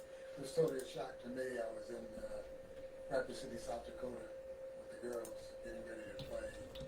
I don't know if it was Tennessee or South Carolina, but I got a call from the chancellor. Yeah. And it was unanimous that we had voted to honor you with graduation commencement ceremonies this year with an honorary doctorate degree. I mean, I'm not floored a lot, but that absolutely floored me. I guess right up to getting the call to go into the Pro Football Hall of Fame, this is right there with that. When you say something like that, having an honorary doctorate, having it right up there with the Hall of Fame getting inducted, what puts them on the same level in your opinion? I think it's something that you don't ever think that you will acquire during your lifetime. We know so many people who have gotten doctorate degrees, the things that they've done to earn them. And for me to be put into that category, that I've earned the opportunity to get an honorary doctorate degree from a prestigious university. Yeah. It's the same like the Hall of Fame. You know, there's so many guys that's played and so many people are deserving, and yet they only get 6 or 7 a year of having only 290 in the history of the game. And to be number 247 is my number. John Randall is 248, 258, I guess. And Jerry Rice is 259, and Emmitt Smith is 260. Yeah. And we have another 30 over the last 10 years that's going in. And it's only like 160 of us, 65 of us still alive. So to be one of those, Pro Football Hall of Famer, it's unique and different. And to have an honorary doctorate degree from the University of Syracuse, for me to have those two, it's quite remarkable. For someone who came from where I came from, and the challenges of overcoming a lot of obstacles to be here, it's a story in itself, man, that I'm excited. I got a letter today from, I mean, this is what makes it all worthwhile for me. Yeah. You get these kinds of and I get quite a few of them, but this one happened to be one that Always fan letters of Floyd. took a picture, with it. Just beautiful things. It lets me know that what I've done and what I continue to do is it's valuable and it's important. So when you hear that someone was a fan of yours and you've touched their life and you've touched their son's life and to read about you getting an honorary doctorate degree, it makes it all worthwhile for me to continue. And I called her this morning. Yeah. And she was in tears when I called her. She couldn't believe I had reached out and actually called her to say thank you for the letter.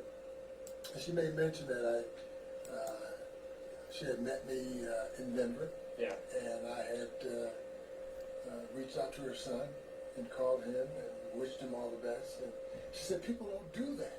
No, I You know, don't. people just don't do that anymore. But I still do. Yeah. And that's why I take these kinds of letters, and they're valuable letters to me, that it means that, you know, your life was meaningful and you're helping to make others' lives meaningful. So there it is. When you have a letter like this, and it's not the only one, and even if it was in and of itself, you know, this is like holding on to gold. I mean, it's a beautiful thing. For decades, this woman says she's been your biggest fan. When you go through life and you look at all the people that you have touched and all the things you've done, you're very proud of yourself, but you're also a very humble and helpful person. How have you balanced yes, I'm Floyd Little, I have my Hall of Fame jacket, I've done a lot of great things in my career, I'm in the Hall of Fame, I get letters like this, but at the same time, you're still a man that, you know, camera on or off, you've been a huge mentor in my life, you've been a mentor to many people.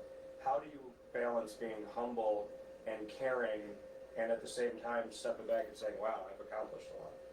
Well, I don't think it's just about being who you are. It's nothing you practice.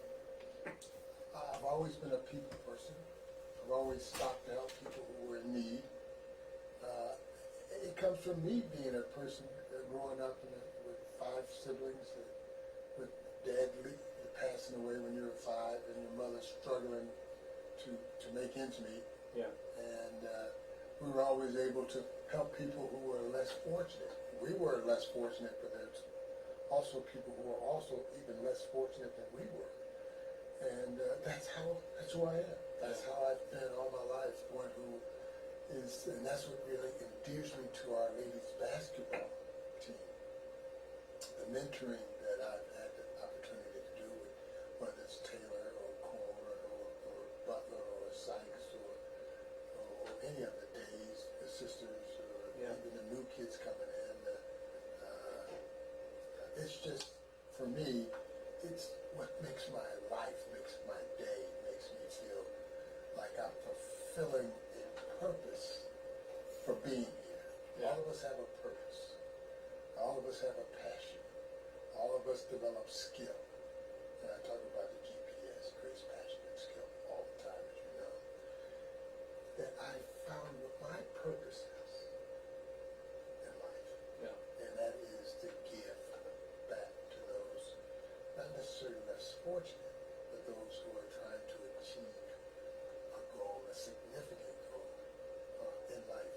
And for me to be that person that I find that that's my purpose in life, that I can really sit down with people like you and people, you know, who have different things and likes and dislikes.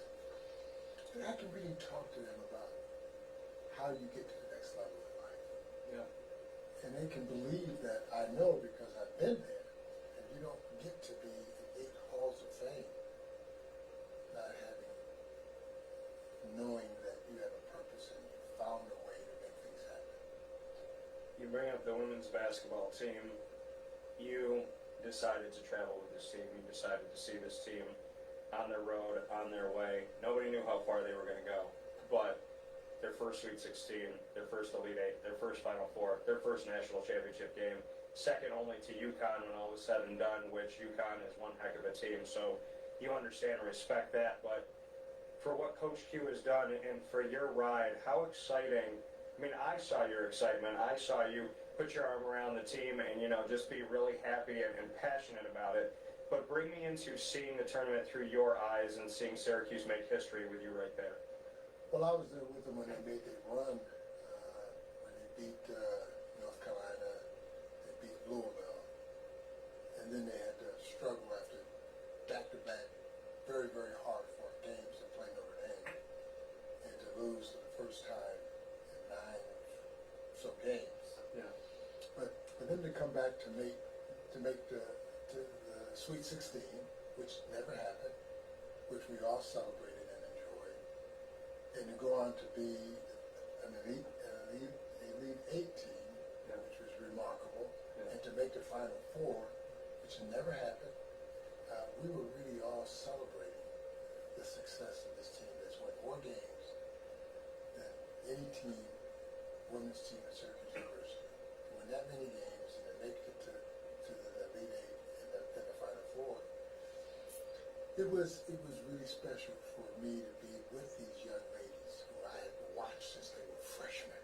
Yeah. When they first came in, the Fab Five or whatever they call it, with Brittany Sykes and Brandon Butler and Cornelia Fondren and that group that comes in, and to watch them grow and mature, just to actually see them. And it's like yesterday that they were just freshmen. Yeah. And now they're seniors and they're in the Final Four. With great things that come, as Abby Grant would tell you, I embraced her and so many of the other young, I can't even remember their names, but we have a bunch of young ladies who will get a chance to play for a great coach and a great system, and they've already paved the way for greatness. I mean, it can't happen, it can't do anything but go up. I mean, to be the number 3 team in the coaches poll, how can you go from the start of the season at not even in the top 20 to go to the number 3 team in the whole conference? So I'm proud of them. I'm proud of the accomplishment. I'm proud of what the coaches have done. I'm proud of the girls. They were steadfast. They were relentless. I mean, they played, and I've watched them play, and I've watched them develop into the pressing team that they have become, where the coach from Washington could say in a press conference, haven't seen anything like that. You can't prepare for that. Yeah. And for them to be that team that is pressing and relentless and never say die. For them to have a 16-0 run against the best team in ladies basketball, most teams would have laid down. Yeah. And if they could have, and I've always felt that if they could match them basket for basket in the first 3 quarters, they could win the game, because I don't think anybody's ever pushed UConn to that. Yeah. But our team pushed them. They didn't quit. They were down 20 or so points at the half. They came back in the 3rd quarter and made a tremendous run. We were overmatched with a team that has been one of the greatest teams in college women's basketball, and probably had one of the greatest players ever to play in college women's basketball. And for us to go head-to-head with them and give them a run in the 3rd quarter, I thought that's how the game should have been and could have been. Yeah. But we were a little tight, made some mistakes, had some turnovers, untimely, and converted to points for them. Yeah. But even then, they had every opportunity to say, boy, these guys are pretty dang good. No, they scratched for every point they got. And for that, I'm proud to be a part of that feeling, that history-making opportunity with the team. And yeah, I travel with the team. I love traveling with the team. I've gotten to know quite a few of the players. And like Davida Dale is one of the players who really, I watch her practice, and she's kind of like Sykes a little bit. She has that same confidence level, the same ability, not to the level that Sykes is, but she could be a Brittany Sykes. And some of the other young players that we have.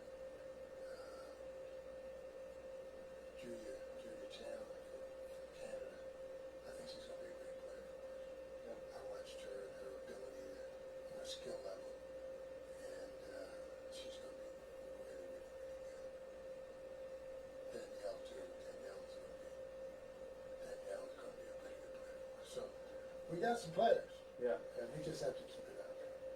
You look at the other side of things, when you're special assistant to the athletics director, which, you know, you and I have joked about, means you're kind of everybody's everybody at all times. The football team, obviously coming from being an alum of Syracuse football, doing everything that you did, having now your statue outside, number 44, that you and I get to take a picture there. When you look at this team and you talk about Syracuse women's basketball talent, they're growing. They have people coming in that are going to start a movement. Do you see that with Syracuse football? Because you're there with the recruits, you're there with the commits, you're there with the current players. Are you seeing Dino Babers take a group that has talent and maybe turn it into something special? I know it's going to take time, but are you seeing positive moves? Oh, no question about it. You just talk to the players, they can all tell you. I see the players on a regular, and they're excited. And they're the ones who play. And if they're excited about what's to come, not only that, the 4 or 5 practices I've been to, and we've had some recruits come doing practice sessions, and when I get a chance to talk to them, the first thing they say to me is, I can't wait to get here. I mean, with that kind of enthusiasm and that kind of looking at what they can expect, and having young kids come in and have the opportunity to go to one of the practice sessions, they're excited. I'm excited. I was really wanting to know how the spring game went. The information we got was like they ran 100 plays or so, and I mean, it was just unbelievable, the speed at which these players are moving. Talking with some of the defensive players, they said, we're still on the ground from the last play, trying to get up. Yeah, moving. For the next play, and it's just way faster than we can ever imagine. And it's going to be tough to catch up. But, yeah, I see some great things happening. I like what we got, who we got. He was one of the top coaches that was available, that we were able to get, which is unusual because we've been to 4 coaches in 10 years. Yeah. But we have the kind of coach that can really, an experienced coach, a former head coach who's won a conference championship, who's put 20-plus players at the next level. And his system is one that you have to see to believe. I'm at practice and I'm like, wow, this is really unbelievable. And I say, we're not even 50% of what it's going to be. Really? Really? You could go. He said, oh, yeah. So he calls on over one of his coaches, Roy. He said, Roy, what do you think? How we moving? He said, are you kidding me? We're only at 50%. I'm like, what? 50%? You're going to go. He said, yeah. He said, the 4th game of the second season. Yeah. You've heard this. Yeah. The defense will now be able to catch up. And it's going to be unbelievable. You just saw, at the spring game, you just saw a little bit of what they are, what they can do. And you can see, from what I understand, I wasn't there, I wanted to be there, what it's going to look like. And I was at the bank the other day, and people at the bank said, wow, we were at the spring game, and wow, is that what it's going to be? I said, no, it's only 50% of what you're going to see. Yeah. And they're all like, wow, you got to be kidding me. Yes, I think it's going to be a major shift, a major change. And what you will see with this coach and this team, and I'm looking forward to seeing us back on track. And we got a guy that can get us on track. His philosophy, his system, his ability, and he wants to be excellent. And he will have the players he needs to make this system a great success. I have no question in my mind. I've been around a long time, man. Yeah. And You don't look like it, though, ever. this guy will make you believe that he's on the right track to be the coach that's going to make things happen for our program. I think people in this area will come out and support him after they've seen what he can do, and after he wins and start continuing to win. We'll get the kind of support that I think we've lost. Yeah. But I believe we can get it back with Dino Babers. Dino, his first trip around, I think it's that 6 years he has to kind of make this system go from here. What do you see when you look at him? Do you see somebody that can be that coach that becomes synonymous with Syracuse. I mean, can you see that when you look at him? When I look at him, I see me if I were the coach. It would be me. I hear what he says to the players. I hear how he talks to the players. Yeah. I was at practice with him just before I left to go with the ladies, and I saw Eric get a little frustrated because he missed a play. He just slammed the ball like that. Yeah. Coach said, "Did you slam the ball in your hands and you showed some emotion? Get off the field. You don't do that." Yeah. He's the most disciplined coach I've ever seen, and I think it's based on his military background. Mm-hmm.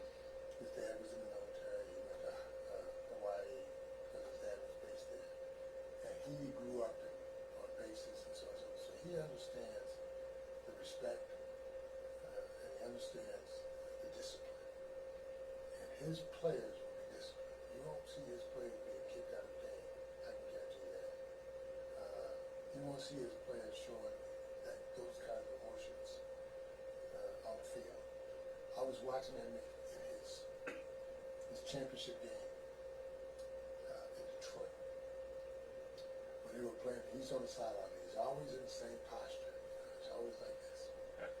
And I saw the quarterback throw an interception. When I saw him stay in the same posture, as the quarterback passed him by, he said, "We ain't gonna do this. We're not gonna do that again, are we?" I said, "No, sir." He said, "Okay." And that was it. Yeah.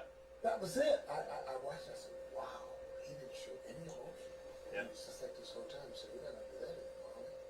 Quarterback said, "No, sir." He says, "Okay. Let's go after it. Let's get done." And I'm like, wow. Isn't that different from somebody else who expresses disappointment? Yeah. And he don't believe in expressing disappointment. He believes in getting the job done. He's a very disciplined coach.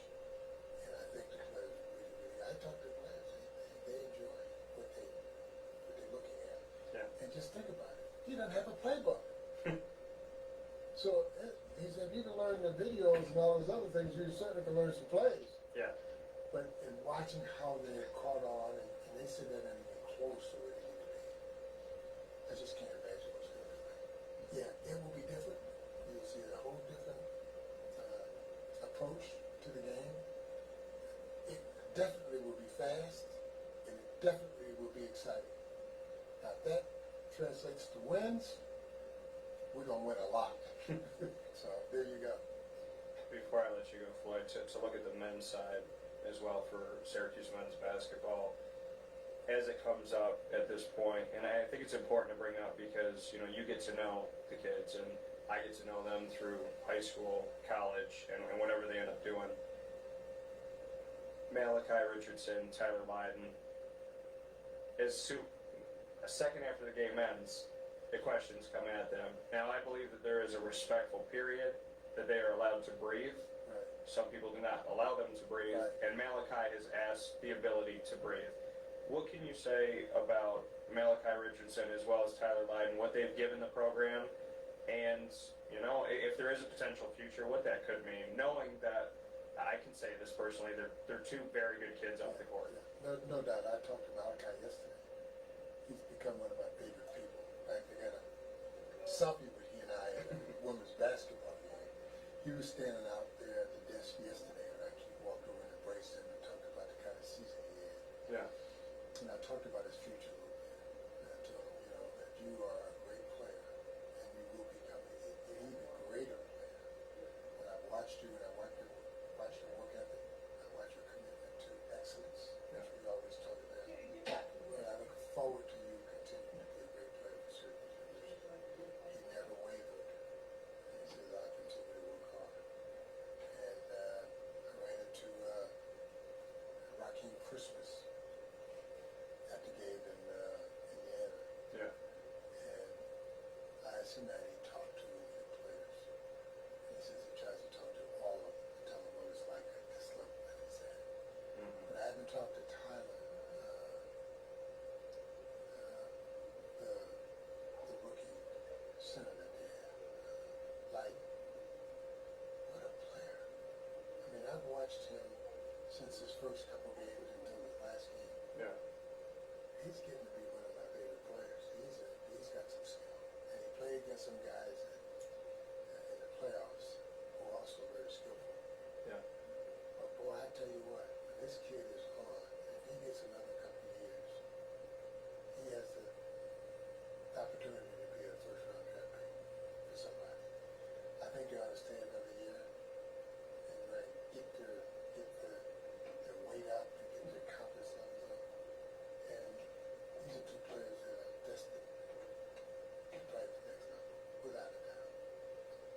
do you balance, because you have been a mentor to so many student athletes that have come through here and people in general,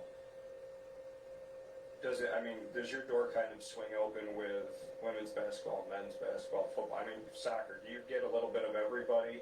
Because obviously you get football, but I know that you said that you try to let people know my door is open, I'm always here. So how is your kind of day-to-day with people that come to you and say, Floyd, we need some advice, we need some help? Well, it's on and ongoing. I was in here just before you got here. That's why it took me so long to respond to one of the gals that's in sports management school that's trying to get on an internship with the Broncos, who called me, and I talked to them about her, and I suspect that they will be hiring her. I'm almost batting 1,000 with people calling me asking about certain students. I had the coach from the tennis team that they had lost a couple in a row. She sent me down over the team that lost 3 games, and they were down in the dumps. And I talked to them. So I talked to them at Drummond's. I went to Drummond's and talked to the tennis players. Yeah. And they were playing Wake Forest the next day. And they beat them pretty good. So I got an opportunity to talk to different teams, whether it's volleyball or whether it's softball. And in fact, I saw Lee Ross at the game, who was our softball coach. Yeah. But I've had an opportunity to talk to groups of student athletes as a whole. And then I've had time to talk to individual student athletes who've had issues. Yeah. And some wanting to transfer, or some just have a challenging time academically, or with their families, or whatever. And it's been great for me to get to know them on a personal level, and then to get to watch them soar, having been their mentor and having a personal interest, and watching them just absolutely soar. And so it doesn't matter what sport it is, but for me, it's the opportunity to help build character, integrity, commitment to excellence. And so I really take it personally that I'm able to really touch them and be a part of them. And they will remember me for life. I've talked to kids on a football team that's wanted to transfer. And they're in the National Football League today. And I don't know what it is that I'm saying to them, other than that, you need to really consider all your options before you make a decision like this. This is a major decision where I don't want anybody to ever say, I wish I had or I should have. Right? If you say those two things, you will spend the rest of your life regretting decisions that you made. So we talk about consequences. We talk about decision making. We talk about opportunity. We talk about making your way. We talk about being a part of being great.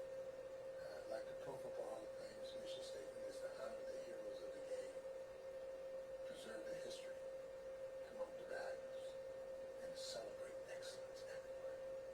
And I talk about celebrating excellence all the time. I'm talking about honoring the heroes of the game, which you are, preserving their history, promoting the values, the integrity, and all the things that it takes to be great. And greatness is very difficult to obtain. No one can achieve perfection, but you can achieve excellence in your pursuit of perfection. These are the things that I really lay on the student athletes that they have to really think about very hard. And we have these conversations, and I've had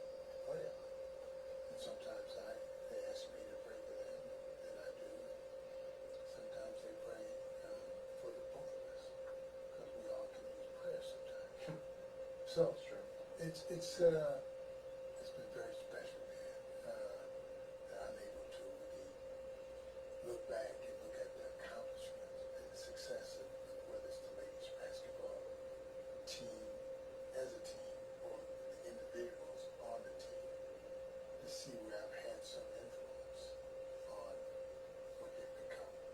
And I continue to tell them to challenge themselves, because you never know what you can become if you never challenge yourself. So they heard that, and they've done what they needed to do, and here they are. Number 3 in women's basketball, played for a national championship or conference championship. You never know. You really never know, Dan. So, God, I'm so proud. I'm proud of the people I've had a chance to touch and see them go and do some great things, and will continue to do great things. But we're all ambassadors of Syracuse University, so we all have to represent ourselves as the very best. So for me, it's been I can't tell you how much I've enjoyed. I've had 3 careers in my life. This has been my favorite, because I know the things that I do here has a positive effect on the lives of others. And that's what you want to do. You want to leave a legacy. And you want to leave something with someone else that they will always keep you alive when they pass it on to their young ones. I learned this from this guy 50 years ago, and I still practice that. So, for me, it's like, wow, I have an opportunity to do something that I enjoy doing, and they're going to give me an honorary doctorate degree May 15th as a result. It can't get any better than that. And I get a chance to work with a guy who I respect immensely, who got to be, I guess, my best friend after 5 years of working with a young person. Yeah. For a guy who has the wisdom, the knowledge, and the respect of the game and the school and the people and the rules. It's just, I've been really, really blessed to have this opportunity in my life just to be a part of this, and to have an athletic director now who comes to us, Mark Coyle, who very, very bright man, has a lot of understanding of administrative part of running a athletic department, and I think he'd do well. He has the benefit of having 2 national championships and having 2 teams go to the Final Four in a very short period of time he's been here. And God bless him. I think he'll do the university well. Well, it's always that coming from Floyd Little, Syracuse Special Assistant to the Athletics Director, Syracuse alum, a man who has a statue now right outside of the practice facility, number 44, College Football Hall of Fame, Pro Football Hall of Fame, 8 different Hall of Fames, a honorary doctorate now, and a phenomenal person. Thank you so Thank much. you, Dan. It's always a pleasure to see you, my friend. I enjoy you, and I respond to you when you text me. And you've been a great friend, by the way, since you've been here and since I've gotten to know you and watched you and be a part of your show from time to time. I thank you for the opportunity to get the word out and get the message out, and you've been that for me. Well, to be called a friend by somebody that, from day one, everything that you've said has sat somewhere in my brain and come out at some point. So, proud to be a friend of a good person. Very good. Thank you.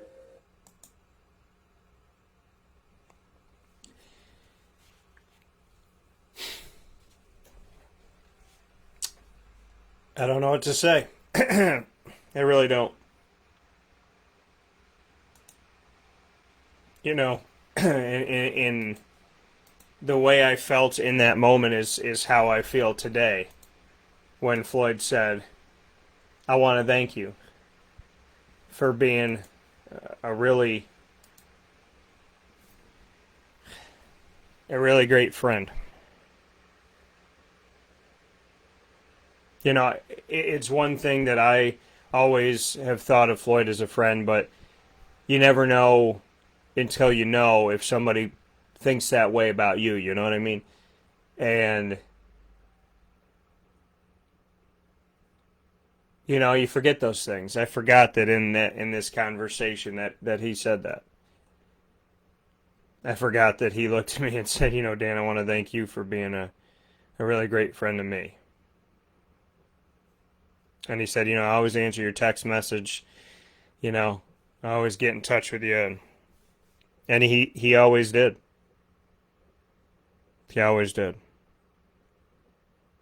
So, we will take a step aside for our final fast break of today.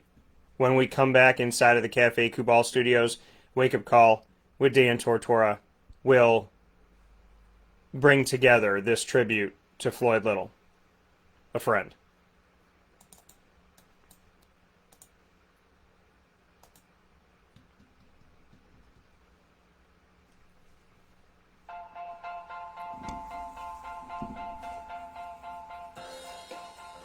Cafe Cabal Mobile Cafe brings the cafe experience to you. We'll roll out to your neighborhood or office, ready to serve our locally crafted espresso bar to our loyal patrons. Inquire at cafecubal.com. Cafe Cabal, coffee for the soul.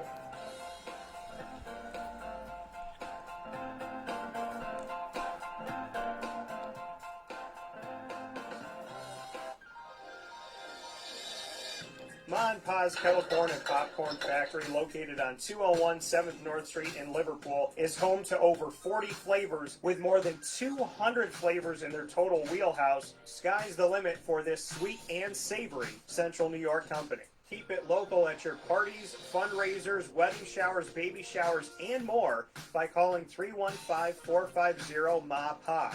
That's 315-450-6272 for popcorn bars with custom flavors and colors at your upcoming event. Make sure to visit them on 201 7th North Street in Liverpool, New York. And for more information, go to maandpazsnacks.com.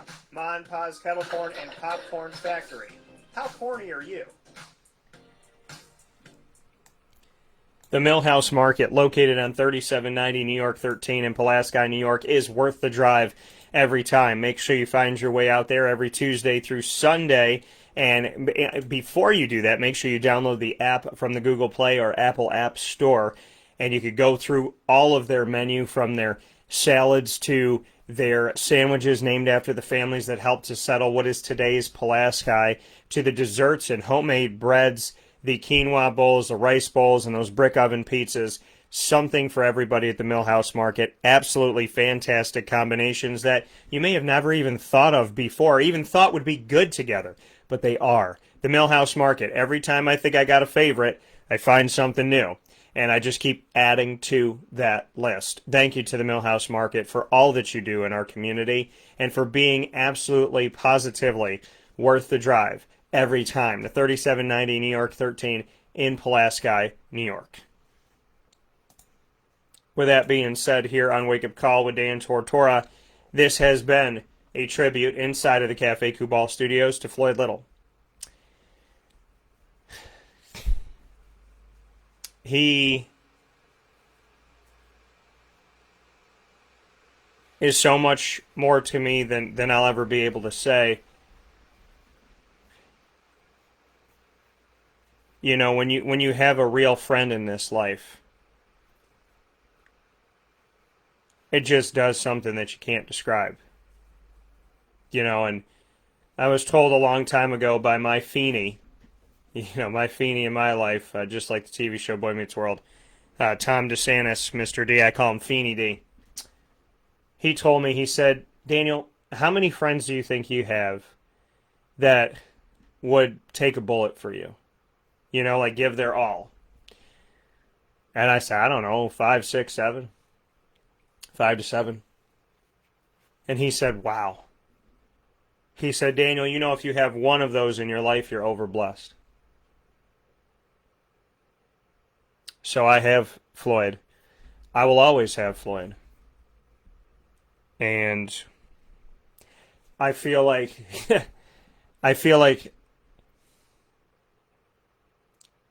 our friendship just kind of has always taken my breath away. I miss him. I love him. I'm sad for Deborah and Blaze and the whole family. I'm sad for Syracuse Nation. I'm sad for the Broncos organization. I'm sad for the world. Because this isn't a football player. This isn't a grandpa. This isn't a dad. This isn't a husband. This isn't a son. This isn't a friend. This is all of that. This is a dynamic, effective, passionate, kind, faithful, honorable, joyful, pleasant, and sweet leader. God got a great, incredibly great, undeniably great, tremendous leader today. And yesterday, and the day before, and his entire life here.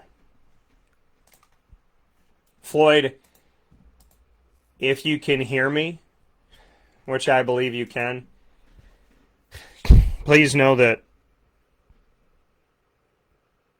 when we were just talking in the each one of the 3 conversations I shared today, you talked about the first one, find someone who wants to dance with you, right? That's the first one. The second one, we got this. You got this. And the third one, he said, think about those people that you're going to say, 10, 20, 50 years from now, you're going to repeat things that they said to you because they had that much of an effect on your life. Find those people that can have such a positively incredible effect on your life and appreciate them and recognize when their words come back. So, Floyd, typically I end the show and I'll tell everybody, God bless, no stress, do your best.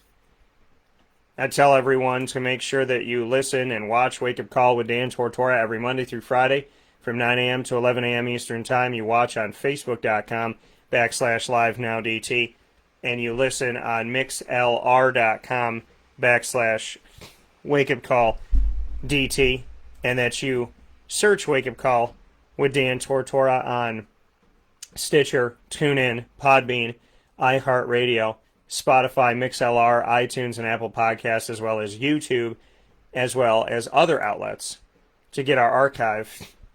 And I thank all my partners here in the community, Carvel DeWitt, Cafe Kubal, Wildcat Sports Pub, Avicoli's, Honda City of Liverpool, Chick-fil-A Cicero, Chapper's Pizza Pub, Canine Camp Dog Daycare, Canine Campground Dog Boarding, Millhouse Market, Mod Paws Kettle Corn and Popcorn Factory.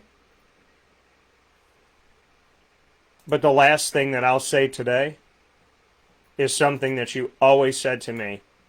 One of your favorite poems. I have miles to go before I sleep and promises to keep. I have miles to go before I sleep, Floyd, and promises to keep. I will keep you in me. I will keep you with me. And I will do everything I can to continue to be a light in my own life, a light to this world.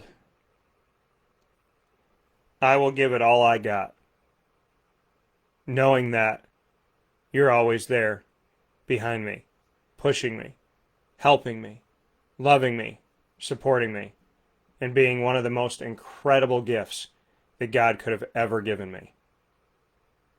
Miles to go before I sleep, and promises to keep. Floyd, I'm just getting started. And I know from afar, you are too. I pray I see you in the wind. I see you in nature. I see you in the world. I see you in others. I pray that you will never leave me and all of those you love. I pray and I hope to you. I pray and I hope that you're happy. I pray and I hope that you are safe. I pray and I hope that you're healthy. I don't know what to say. Except thank you. Thank you for believing in me. Thank you for talking to me at a time where I was stressed out and upset and lost and angry and sad, confused and hurt and dealing with hate. Thank you for being an extension of my family. Thank you for being a rock in my life. And thank you for being one of the most incredible people. You touched my mom's life, my G-Mama's life, my dad, my cousin Ronnie. You met so many of us, and I will look forward to the day, hopefully 100 years from now, but I look forward to the day when I'm 100-something years old and God finally calls me home. And up at that gate with my grandparents and my dogs and my loved ones, I hope that he lets you run out. And I hope that one of the first things I see in heaven is you with that Hall of Fame jacket on, with your arms stretched out wide going, "Hey, there he is!" But until then, my friend, I have miles to go before I sleep, and promises to keep.